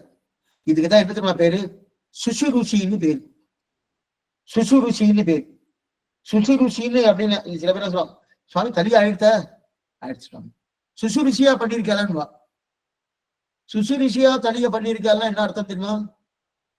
ஆச்சாரம் பண்ணிருக்காளா, சாப்பிடற மாதிரி பண்ணிருக்காளா, ருசியா பண்ணிருக்காளா, ரெண்டும் உண்டு. சுச்சி ருச்சி. சுச்சின்னா ஆச்சாரம், ருச்சின்னா ரொம்ப கொஞ்சம் போக்கியமா இருக்கக்கூடிய தன்மை. அப்படி இருக்கு இல்லையா? இந்த ரெண்டும் சேர்றது கொஞ்சம் கஷ்டம் தான். சுச்சியா இருந்தா ருசி இருக்காது, ருச்சியா இருந்தா சுச்சி இருக்காது. அப்படின்னா ஆச்சாரம் நிறைய இருந்துட்டு வச்சுக்கேன், அவ்வளவுதான் ருசி எதிர்பார்க்க முடியாது. ருச்சி நிறைய இருக்குன்னு வச்சுக்கேன், சில இடத்துல நம்ம போவோம், அப்படி கண்ணாடியில வச்சுட்டு இருப்போம். அந்த கண்ணாடியில அப்படி என்னென்ன வர்ண கலாபம் உண்டோ அந்தந்த வர்ண கலாபத்துல வச்சிருப்பா. சில பேர் பார்த்தாட்டே நாக்கு ஊறிட்டே இருக்கும், எச்சம் ஊறிட்டே இருக்கும். மன்னனா இருக்க சுவாமி, இருக்க சுவாமி அப்படின்பா. சரி, எங்க பண்றா, உள்ள போய் பார்த்து போறேன்னு உள்ளுக்குள்ள போவா. அந்த போஜனாலயத்துக்குள்ளுக்குள்ள போவாச்சுன்னா இனி மிச்சமே இல்லை சுவாமி, நான் சாப்பிடறதையும் மறந்துட்டேன். அந்த மாதிரி அப்ப என்ன இருக்கும்? சுச்சி இல்ல, ருச்சி இருக்கு. சுச்சி இல்ல, ருச்சி இருக்கு இல்லையா? ஆனா அந்த மாதிரி சுச்சியும் இருக்கணும், ருச்சியும் இருக்கணும். அதே நான் மாத்திர தர்மபத்திரியோ இல்ல மடப்பள்ளியிலையோ அவ எல்லாம் பண்ற ரொம்ப ஆச்சாரமா பண்ணுவான், சுச்சி உண்டு. நல்ல ஆச்சாரம் பண்ற. ஆச்சாரம் பண்றச்சுன்னா தர்மபத்திரி பண்ணிட்டு இருக்கச்சே திருப்பாவை சொல்லிதான் பண்ணிட்டு இருக்கா, திருப்பள்ளியை சொல்லிதான், திருப்பள்ளாட சொல்லிதான் பண்ணிட்டு இருக்கா. பண்ணிட்டு இருக்கச்சே ஆச்சாரம் பண்றா, ஆச்சாரம் தனியை சொல்லி பண்ணிட்டு இருக்கா. ஏன்னா தலிக பண்றச்சே நீங்க இது கொஞ்சம் ஞாபகம் வச்சுக்கணும். திருப்பல்லாண்டு திருப்பள்ளி வச்சு திருப்பாவை சேவிச்சுட்டே பண்ணுவோம். இந்த பாட்டி அப்படிதான் பண்ணுவான். ஒண்ணுமே நெய்யே இருக்காது, ஒன்னும் அவ்வளவுதான், பணம் எல்லாம் கிடையாது அந்த காலத்துல. இன்னைக்கு கொஞ்சம் நல்லா இருக்குன்னு வச்சுக்குவோம். அப்ப என்ன பண்ணுவான், ஒரு துளி அப்படி நெய் அப்படி ஒரு டிராப் அப்படி காமிப்பா. என்ன நெய் போடணுன்றதுக்கு சாஸ்திரம் சொல்லிங்க. அது என்னவா ருச்சியா இருக்கு தெரியுமா? என்னன்னா திருப்பாவை மணக்கிறது, அங்க திருப்பல்லாண்டு மணக்கிறது, அதை சேவிச்சுட்டு. ஆனா மனப்பாடம் பண்ணிருக்கணும். மனப்பாடம் பண்ணிக்கலாம், புத்தகத்தை கையில வச்சுட்டு அப்படி கரண்டி எடுத்து கொண்டு பிரயோஜனம். இதுக்கு சொல்ல வந்தேங்க. அந்த மாதிரி தர்மபத்திரி பண்ணிட்டு இருக்காச்சுக்கேன், நல்லா சுச்சியா இருக்கும். ருச்சி இருக்குமான்னா அவ்வளவு தூரம் தெரியாது சுவாமி. என்ன சுவாமின்னா அவ பண்றது அந்த மாதிரி, அதுக்கு ஒண்ணு தாவ என்ன பண்ண முடிச்சு இருக்காது. ஆனா இப்ப இன்னொன்னுலாம் இப்ப வந்துட்டு வரப்போறது ஸ்ரீ ஜெயந்தி வரப்போறது, அடுத்த மாசம் வரப்போறது ஸ்ரீ ஜெயந்தி, ஜென்மாஷ்டமி, ஸ்ரீ ஜெயந்தி வரப்போறதுன்னு அந்த தினவிஷம் நிறைய பக்ஷணம் தான் பண்றான். பக்ஷணம் பண்ணிட்டு இருக்காங்க. சில பேர் 16 பக்ஷணங்கள், 24 பக்ஷணங்கள் என்னன்னு பண்றா இல்லையா, பண்ணிட்டு இருக்கா. ஆனா சில பேர் பண்ணவே தெரியாது, கறி பூசிண்டு அது மாதிரி அடி பிடிச்சிட்டு எத்தனையோ பண்ணிட்டு பாரியா. அந்த மாதிரி பண்றதை விட பண்ணாமே இருக்கலாம் சுவாமி. அப்படிலாம் கிடையாது. நீ மெனக்கட்டையான தான் முக்கியம், பகவான் அதான் எதிர்பார்க்கிற. நம்ம என்ன இருக்கிறோம், இல்லையே சுவாமி இன்னைக்கு புதுசா வந்திருக்கு சுவாமி, இன்னைக்கு என்னென்னவோ புதுசா வந்திருக்கு. எப்படி இருக்குமா இருக்கு, நிறைய பிராமணர் எல்லாம் பண்றலாம், ரொம்ப ஆச்சாரமா பண்றாலாம். அவ எல்லாம் பண்ணிட்டுனா அவள்கிட்ட இருந்து வாங்கிட்டு வந்து வச்சு நான் சீஜை வச்சிடலான்னு இருக்கேன். அப்படி எனக்கு சொல்லப்படாதுன்னு சொல்லிடுறேன். என்ன இப்ப நமக்கு ஓர் சோறு பார்த்துட்டு இருக்கோம், நெய்யடை நல்லது ஓர் சோறு அதுதான் பார்த்துட்டு இருக்கோம். அப்ப அந்த ஓர் சோறுனா ருசியா இருக்கணுமோ, அந்த ருசி என்னன்னா அங்க கடையில நிறைய வைக்கிறது சுவாமி. இப்ப அந்த கடையெல்லாம் வேண்டாம் சுவாமி, எனக்கு தெரிஞ்சவாதான் சுவாமி, அவன் நல்ல பிராமணா தான், அவதான் பண்ணிட்டு இருக்கா, அவர்கிட்ட வாங்கிட்டு வந்திருக்கேன்னா இப்ப பெருமாள் என்ன நினைப்பாரு, அவன்கிட்ட வாங்கிட்டு வந்தியா ரொம்ப நல்லது அப்படின்னு நினைப்பாரு. தப்புதான் நினைப்பாரு. என்னன்னா நீ என்ன பண்றியோ அதை சாப்பிடறதுக்கு காத்துட்டு இருக்காரு அவரு. எனக்கு பண்ண தெரியாத சுவாமி, அடி பிடிக்கும், அது இல்லாம எனக்கு எவ்வளவு வெல்லம் போடணும், எவ்வளவு சக்கரை போடணும், எத்தனை எண்ணெய் விடணும், எத்தனை நெய் விடணும், எதுவும் எனக்கு தெரியாத சுவாமின்னா தெரிஞ்சதை பண்ணு, அது அடி பிடிச்சாலும் சாப்பிடறதுக்கு தயாரா இருக்காரு. நீ மெனக்கட்டியா, கனி பூசண்டியா, நீ ஏதாவது அதுக்குன்னு ஏதாவது மெனக்கட்டி அதான் பாக்குறாரு தவிர அது ருச்சியா இருக்கானோ அதை பாக்குறதே கிடையாது. அதனாலதான் ஆச்சாரம் அதிகம் வந்தாலும் ருச்சி அவ்வளவு எதிர்பார்க்கறது கிடையாது. இது இப்ப நாம அதை பண்ணணும். அதை பண்றதை விட்டுட்டு இன்னைக்கு நிறைய நேரத்துல அங்கங்க வியாபார ரீதியா இதெல்லாம் இதை வாங்குறா அதை வாங்குறா அதை வாங்குவோம். தயவுசெய்து இல்லையே சுவாமி, ஆச்சாரம் இருக்கதான் பண்ண, யாரு வேணா பண்ணட்டும், நீங்களே தனிக பண்ணணும், அதுதான் முக்கியம். இல்லையே சுவாமி, நான் இந்த வர்ணத்துல இருக்கேன், நான் பண்ணன, ஏன் இந்த வர்ணத்துல பண்ணதான் பகவான் ஏத்துப்பாருக்கா சொல்லியிருக்க. உங்க பெருமாளுக்கு நீங்க பண்ணிட்டு இருக்கீங்க, உங்க இது அது அதை நல்லா ஞாபகம் வச்சுக்கணும். எதுக்கு இதை சொல்லிட்டு இருக்கேன்னா, நிறைய இடத்துல இன்னைக்கு அந்த வெளிநாட்டு மோகத்தால வாங்கி வச்சுடுறான். பணம் நிறைய பேர் இருக்கு. ஆதி காலம்னா பணம் அவ்வளவுதானே கிடையாது. இப்ப யார கேட்டாலும் சுவாமி தஜாரத்துக்கு வரையல, அங்க வந்து கன்னியர் கையில வந்து பண்டையிலன்னா சுவாமி நான் வரமாட்டேன், என்ன பணமா நான் கொடுத்துறேன். பணத்தை கொடுக்கறது தயாரா இருக்கா தவிர அவ வந்து அங்க சரீர கைங்கரியம் பண்றதுக்கு தயாராகவே இல்லை. அதனால எனக்கு பணம் நிறைய இருக்கு, ஆனா அது பிரயோஜனம் இல்லை. நான் மெனக்கட்டு அடுப்பை மூட்டி அதுல எண்ணெய் ஏத்தனமா ஏத்தி பகவானுக்காக 2 மணி நேரம் 3 மணி நேரம் செலவழிச்சனா அது நன்னா வரட்டும் நன்னா வரல அது வேற விஷயம். ஆனா அதைத்தான் பகவான் எதிர்பார்க்கறத தவிர கடையில ஏதோ 1000 ரூபாய் கொடுத்தா ஏதோ கொடுத்துறேன் நிறைய பட்சணம் சொல்லி 18 வகையாரா அப்படின்னு வேற இதெல்லாம் இப்ப தட்டினா வந்துடுறது தட்டிட்டு வச்சுக்கேன். அதுக்குன்னு ஏதோ பாஸ்போர்ட் எல்லாம் வச்சுட்டு இருக்கா தட்டு வந்து அதெல்லாம் பிரயோஜனமே எந்த பிரயோஜனமும் இல்லை. இல்ல ஆச்சாரிக்கு எந்த ஆச்சாரம் வேணா இருக்கட்டும், யார் வேணா இருக்கட்டும், நாம மெனக்கட்டவும் இல்ல சுவாமி எங்களால் சரி எங்களால முடியல சுவாமி என்ன பண்ணலாம், என்னால ஒண்ணுமே முடியல, என்னால முடியல இப்ப நான் என்ன பண்ணலாம், முடியல என்ன பண்ணலாம்னு என்னன்னா ஒண்ணும் இல்லை, ஒரு பாலை வைக்க முடியாது, அதுவே பொறுமை. இத்தடிய சொன்னேன்றதுக்காக நாளிலிருந்து சுவாமி நீங்க தான் சொன்னேன் பால் வச்சால போறேன்னு சொன்னேன், அதனாலதான் வச்சுட்டு முடிகிற வாக்குதான் முடியாத வானுக்கு 80 வயசு 90 வயசு ஆயிடுச்சு அவளால எழுதிக்கவே முடியல, என்ன பண்ணலாம் பாவம், என்ன பண்ண முடியும் அவளுக்கு, இது ஒண்ணு இல்லை, இன்னைக்கு ஏகாசி பட்டிதான் இருக்கணும். அப்படி இருக்கச்சு முடியலன்னா இப்ப வயசானவன் என்ன சொல்லுவான், பாலையை சாப்பிடலாமே படத்தை சாப்பிடலாமே இது சொல்ல மாட்டேன்னா.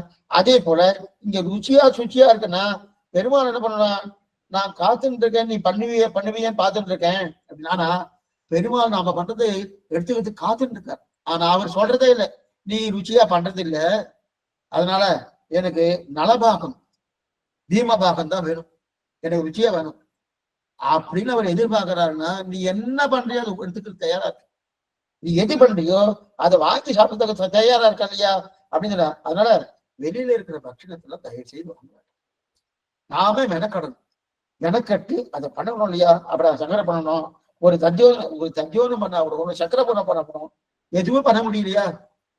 ஆழ்வாருடைய பாட்டு ஒண்ணு இருக்கு, பூசும் சாந்தர் நெஞ்சமே புனையும் கண்ணி எனதுடைய வாசகம் செய் மாலையே வான் பட்டாடைய மகுதே தேசமான அணிகலனம் என் கைகூப்பு செய்கையே ஈசர் ஞானம் உண்டு விட்ட எங்கை ஏகமூர்த்திக்கு அசன்மேல பாட்டு. அந்த பாட்டு இருக்கவே இருக்கு. அப்பனா நான் தான் உனக்கு சந்தனம், நான் தான் உனக்கு புஷ்பம், பூசும் சாந்தி என் நெஞ்சமே, என் நெஞ்சதான் சாந்து, புனையும் கண்ணி எனதுடைய வாசகம் செய் மாலையே நான் ஸ்தோத்திரம் பண்றேன், அதுவே உனக்கு மாலையா இருக்கட்டும், வான் பட்டாடைய மகுதே அதுவே உனக்கு திருவத்தாடை, அதுவே உனக்கு என்ன வஸ்திரங்கள் அப்படின்னு தெரிவிக்கிறார் இல்லையா. மறுபடியும் சொல்றேன், அடியை சொன்னதுக்காக இதுவே போரும் போட்டுன்னு வச்சுக்கணும் அப்படின்னு இருக்கு இல்லையா. தேசமான அணிகளும் கைகூப்பு செய்கையே நான் கைகூப்புறணும், அதுதான் உனக்கு திருவாபரணங்கள் அப்படின்னா. அப்படி இதுதான் இந்த மாதிரி பண்ணி வேணுன்ட்டு பணத்தை வரையம் பண்ணி அவர்கிட்ட யாரோ அது கடையிலையோ இல்லை யார்ட்டையோ நல்லா ருச்சியா பண்ணிருக்கா சுச்சியா பண்ணிருக்கான்னு வாங்க வேண்டாம் தெரியும். எதுக்கு சொல்ல வந்தனா அதைத்தான் அப்பா அது ஜாகிரதையா இருக்கணும். ஒரு என்ன நாம ஜாகிரதையா இருக்கணும்னு என்னன்னா ஒரு துணி கரிபடப்படா சுவாமி அப்படின்னு இருக்கா பாருங்க, அதுதான் கரிபட்டாலும் பரவாயில்ல பகவான் அதை ஏத்துக்கிறான்னு. ஆக இதெல்லாம் ஆனா அவர் வாங்குறது பெற்றத்தாய் ஒரு குழந்தை எப்படி எத்தனை குத்திரம் பண்ணினாலும் நம்ம பண்றோம், அதை சரியாவே பண்ணலன்னாலும் அவர் அது குற்றமா எடுத்துக்கிறாருன்னா எடுத்துக்கிறது இல்லை. இது போல பெற்ற தாயானவள் எப்படி எத்தனை குற்றம் பண்ணாலும் தம் பிள்ளைய குற்றம் பண்ணிடும் அப்படின்னு கால வெட்ட கைய வெட்டினதா சொல்றாளா, ஒண்ணும் பண்றது இல்லையா. அதே போல பகவானும். ஆனா நாம என்ன நினைச்சோம், அவர் இந்த மாதிரி இருக்காருன்னு நம்ம அவரை ரொம்ப ஏமாலின்னு நினைச்சுட்டோம்.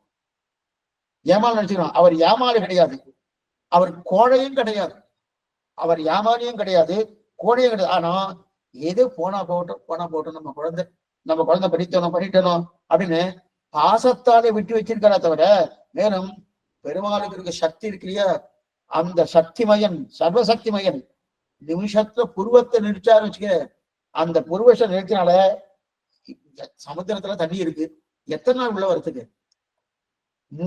சுத்தி லோகத்தை சுத்தி சமுத்திரமா தான் இருக்கு, ஜலமா தான் இருக்கு, உள்ள வரத்துக்கு ஆயிடுச்சு. ஒரு 15 வருஷத்துக்கு முன்னாடி உள்ளுக்குள்ள வந்துருத்தோணும், எத்தனை நாள் ஆக போறது உள்ள வரத்துக்கு. இது சொல்ல வந்தோம்னா அப்படி இருக்கச்சது நிமிஷத்துல ஒரு புருவஷம் நெருக்கத்துக்குள்ள சகல சமுத்திரம் உள்ள வந்துருமோனோம் அப்படி தெரியணும். ஏன் இவெல்லாம் பீஷாஸ்மா வாதப்பவதே பீஷோதோதி சூரியகா பீஷாத்மா அக்னித்யஞ்சத்தை மிருத்யுத்யாவதி பஞ்சமைதின்னு சூரியன் உதிக்கிறார், சரியான நேரத்துக்கு உதிக்கணும். சந்திரன் உதிக்கிறார், சரியான நேரத்துக்கு உதிக்கணும். வாயு வரார், சரியான நேரத்துக்கு வரணும். இதுக்குன்னா இல்ல சுவாமிக்கு ஜலதோஷமா இருக்கு, ஒரு 15 நிமிஷம் தாமதமாக வருகிறேன்னா சீட்டுக்கு அடிக்கணும். அவருக்கு அடுத்த வருது சூரிய பதவி அவருக்கு கிடையாது. இதுக்கு சொல்ல வந்தா அந்த உபனிஷத்துடைய பிரம்மத்தை ஏன்னா நாம பிரம்மத்தை எப்படி தெரிஞ்சுக்கோனா ஆழ்வாருடைய பாசனத்தை வச்சுட்டே நம்ம பிரம்மம் எளியவன் பத்துடை அடியவன் எளியவன் பிறர்களுக்கு அடியவித்தவன் மலர்மகள் விரும்பம் நம் மறுப்பரிடம் ரொம்ப எளியவர் சுவாமி அப்படின்னு நான் கூப்பிட்டோம்னா வந்துருவாரு அப்படி இல்லைன்னு சொல்ல. ஆனா அதை அட்வான்டேஜா எடுத்துட்டு எது வேணா பண்ணலாம்னு அர்த்தம் இல்லை. பிரம்மம் எப்படிப்பட்ட மகா பெரியவர், ரொம்ப பெரியவர். உபனிஷத்தை வாசிச்சா ரொம்ப நல்லா தெரியும், ரொம்ப பெரியவன் பிரம்மன். ஆனா அந்த உபனிஷத்தை வாசிக்காம நம்ம திருவாய்மொழி வாசிக்கிறபடியா என்ன ஆயிடுச்சுன்னா ரொம்ப எளியவர் சுவாமி, நம்ம பக்கத்து வீட்டுக்காரர் அப்படி நம்ம கூட்டா ஓடி வந்துடுறாரு அப்படின்னு நினைக்கிறோம். உண்மைதான், அது ஓடி வருகிறார் முன்னது. ஆனா அவர் எவ்வளவு பெரியவர் நம்முடைய ஆசைக்கிணங்க நம்முடைய பக்திக்கிணங்க வராருன்னு புரிஞ்சுக்கணும். அதைத்தான் தெரிவிக்கிறார் இல்லையா. அப்ப சுலபன்னு சொல்றதுக்கு அப்புறம் சுலபன் சுவாமி கிட்டக்க வந்து அவர்கிட்ட ஏதோ பண்ணிட்டு இருக்க கூடாது. நிஜமாவே ஒரு இடப்பிள்ளையா இருந்தா கூட, இடத்துல தானே இடப்பிள்ளையா இருந்தா கூட பரபிரம்மன் கீழே வந்துட்டு நம்ம நினைக்கிறோமோ அப்படின்னு நினைக்கணும். அப்படி இருக்கிறீங்களே அதுக்காக சொல்றதுன்னா அப்ப வேண்டாம்னா வேண்டாம் போனது அப்படின்னா பகவானுக்கு திருவாரம் நன்னா பண்ணலாம். எப்படி பண்ணுமோ அது பண்ணலாம். அதே போல நம்மால முடிஞ்ச அளவுக்கு சரி சுவாமி திருவாராதனை பற்றி ஏன்னா இதெல்லாம் நிறைய பேருக்கு இந்த மாதிரி வந்துட்டு இருக்கு. எனக்கு ஞாபகம் வந்தபடியால சொல்றேன். இன்னைக்கு நாடு இல்லை சுவாமி, இன்னைக்கு 5 நிமிஷம் தான் திருவாராதனை. திருக்காப்பு திருவாராதனை பண்றாங்கிற எண்ணத்தோடு இதெல்லாம் பேசிட்டு இருக்கேன். சுவாமி அப்படின்னா என்னன்னு கேட்டாதானே அடையிறது தெரியாது. திருவாராதனா என்னன்னு கேட்டதுன்னு அடையிறது தெரியாது. இதுக்கு சொல்ல வந்ததுன்னா நிச்சயமா பண்ணுவா, பண்ணிட்டு இருக்கா. இன்னைக்கு 5 நிமிஷம் தான் சுவாமி நேரம் அண்ணனா. சில நேரம் சுவாமி திருவாரூர் நேரமே இல்லை சுவாமி, நாட்டிகம் பண்ணிடு இருக்கா அப்படின்னு. இப்படி சில பேர்லாம் என்ன பண்ணா, இர பேர் என்ன பண்ணா, இல்ல சுவாமி இன்னைக்கு ரொம்ப அண்ணா இருக்கு, சரி இன்னைக்கு சக்கரை பொங்கல், நாளைக்கு புளியோரை, அடுத்த நாள் சுண்டல், அடுத்த நாள் வாழைப்பழம். எத்தையாவது அவர் கேட்கிறாரா இன்னைக்கு ஏன் சக்கரை பொங்கல் பண்ண, நேற்றையும் வாழைப்பழம் கொடுத்த அப்படின்னு கேட்கிறாருன்னா கொடுத்தவருக்கு சந்தோஷம் ஆனந்தம். சரி இன்னைக்கு ஒண்ணுமே இல்லை, சரி வேண்டாம், ஏதாவது ஏன் அன்னைக்கு கொடுத்தையே கொடுக்கலையே அவ்வளவுதான் அப்படின்னு எதாவது சொன்னா அர்ச்சாவதாரம் என்று எத்தையும் ஒத்துக்கிறது. இது கொடுக்கணும் அது கொடுக்கணும், அதுக்கு தமறு வந்தது எவ்வூருபம் அவ்வூருபம் தானே தமறு வந்தது எப்பே மற்ற பெண் எத்தையும் என்ன தன்னுடைய பூர்த்தியையும் சுவாதந்திரியம் குலைத்து கொண்டு பெருமாள் சேவை சாய்க்கிறான். ஆக ஒரு தாய் குழந்தை கிருமா போலையும் சுச்சியோடும் ருச்சியோடும் பாவசுத்தியோடும் ரசத்தோடும் சேர்ந்து இருப்பது எது? நல்லதோர் சோறு, நெய்யிடை நல்லதோர் சோறு. அப்படின்னா இதுக்கு இன்னொரு அர்த்தம் சொல்றாரு ஆச்சரியமா. என்ன தெரிவிக்கிறேன்னா அங்க நன்றிக்கு விதவசம், அங்க நன்றிக்கு சேஷபூதன் சேஷிக்கிற சோறு போல இருக்க. எக்ஸலண்டான அர்த்தம். இது வரைக்கும் என்ன பார்த்தோம், ஒரு தாய்க்கும் பிள்ளைக்கும் இருக்கக்கூடிய என்னன்னு பார்த்தோம். இப்ப என்ன சொல்றேன்னா பெருமாளுக்கு நான் அடிமை, பெருமாளுக்கு நான் அடிமை அப்படின்னு தெரிஞ்சு கொண்டு பெருமாளுக்கு அந்த திருவாராதனை பண்ணி கண்டல பண்ற போனோம், அதுதான் நல்லது சோறு. அதுதான் அதைதான் அடியே சொல்லிட்டு இருக்கேன். நல்லது ஒரு சோறுனா என்னன்னா பகவான் சுவாமி நான் தாசபூதன், அந்த தாசபூதன் என்ன பண்ணணும், அவனுக்கு திருவாராதனை பண்ணணும். அப்ப திருவாராதனை பண்றது ஏதோ ஒண்ணு கண்டல பண்ணமோனோ, நான் என்ன சாப்பிட்றேனோ அதை கொடுத்துடுறேன். எது வேணா கொடுக்கலாம், எது வேணா கொடுக்கலாம். ஆனா கொடுக்கறது சாஸ்திர சம்மதமா இருக்கும். எத்த வேணா கொடுக்கலான்றதுக்கு சாஸ்திரம் சம்மதிக்காத கொண்டு போய் கொடுக்கப்படாது. ஏன் சுவாமி அவர் சாப்பிட மாட்டார், அதுவும் அவருக்கு தானே, அவர் சாப்பிடுவாரு, அதுதானே உனக்கு வரப்போகுது, நீ சாப்பிடக்கூடாது. அவர் கண்ட்ரோல்ல பண்ணணுமோ, அப்ப அவர் கண்ட்ரோல் பண்ணியாச்சுன்னா அது நல்ல சோறு துணி. இது போல தாய் மகனுக்கு இடுக்கும் சோறு என்பது முதல் உதாரணம். தாய் மகனுக்கு இடுக்கக்கூடிய சோறு முதல் உதாரணம். இப்ப பக்தன் சுவாமிக்கு இடும் சோறு 2வது உதாரணம். பக்தன் ஒரு ஸ்ரீ வைஷ்ணவன் திருவாராதனை பண்ணி கண்டர்ல பண்றாருன்னு இது 2வது. ஏன்னா ஒரு பக்தன் சுவாமிக்கு சோறிட போகும்போது மனசுல ஆசைதான் அதிகமாக இருக்கும். அதனாலதான் பெருமாளுக்கு கண்டர்ல பண்ணாத உணவை சாப்பிடவே கூடாது, ரொம்ப முக்கியம். நாளை காலட்சத்துல சொல்றேன், பகவான் உண்ணாத சோத்தை நம்ம சாப்பிடலாம், சாப்பிடக்கூடாது, எதுவுமே சாப்பிடக்கூடாது, எதுவுமே சாப்பிடக்கூடாது. அப்ப என்ன சுவாமி அந்த இது பகவான் சொல்ற, பகவான் மேல வரப்போறது, மேல உடுத்து கலைஞரின் கீதகவாடை உடுத்து களத்தின் தொடுத்த துறாவை குடிக்கிற சூழி தொடரும் அப்படின்னு அந்த பாத்திரத்து மேல வரப்படுது. அப்ப பகவானுக்கு உண்டாத சோற்றை நம்ம சாப்பிட்டோம்னா அது என்ன பாப மூட்டைகளை நான் சாப்பிடுறேன்னு அர்த்தமா. பாவ மூட்டையில சாப்பிடணும். அப்ப அவனுக்கு கண்ட்ரோல்ல பண்ணப்பட்ட சாவைதான் பண்ணணும், சாப்பிட இது பண்ணணும். அப்ப இந்த ஸ்ரீ வைஷ்ணவனுடைய அடிப்படை கொள்கை அவருக்கு கண்ட்ரோல்ல பண்ணினால் அதுக்கப்புறம் தான் அதுக்கு பிரசாதம்னு பேரு. அந்த பிரசாதத்தை ஏன்னா இன்னைக்கு என்ன ஆயிடுச்சுன்னா அவ காத்தால எழுந்துக்கிறா, எழுந்த உடனே ராத்திரி வரத்துக்கு நாடி ஆயிடுச்சு, ராத்திரி வரத்துக்கு நாடி ஆயிடுது. அப்ப அவங்க எழுந்த உடனே விடுக்கணும் ஓடுறா வர நேரமே இல்லை. முன்னாடி எல்லாம் என்னன்னா 10 மணிக்கு கிளம்பினா போறோம் உத்தியோகத்துக்கு, சாயங்காலம் 5 மணிக்கு வந்துடுவா. ஆனா இன்னைக்கு அப்படி இல்லை, இன்னைக்கு 6:30 மணிக்கு கிளம்பணும், ராத்திரி 10 மணிக்கு வரும். ஏன்னா கிளம்பி போறதுக்கு இவாளுக்கு 1.5 மணி நேரம் 2 மணி நேரம் ஆகுது, திரும்பி வரத்துக்கு 1.5 மணி நேரம் 2 மணி நேரம் ஆகுது.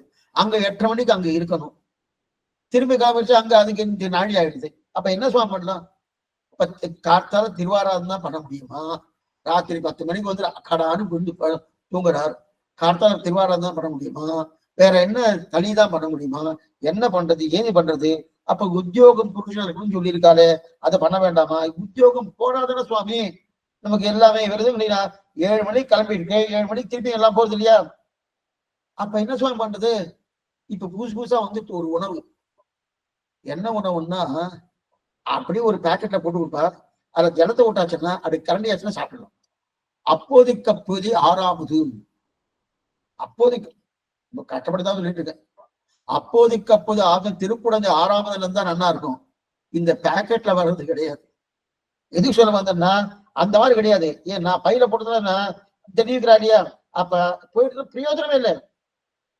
இன்னும் பெருமாளுக்கே பண்ண ஆரம்பிக்கல, பெருமாளுக்கே பண்ணாருங்க. என்ன சரி சுவாமி எங்களால காலையில பண்ண முடியல சுவாமி, நாழியே இல்லையே, என்ன பண்றது? போக வேண்டியிருக்குன்னா எதுக்கு பிராதானியம் கொடுக்கணுன்றது ரொம்ப முக்கியம்.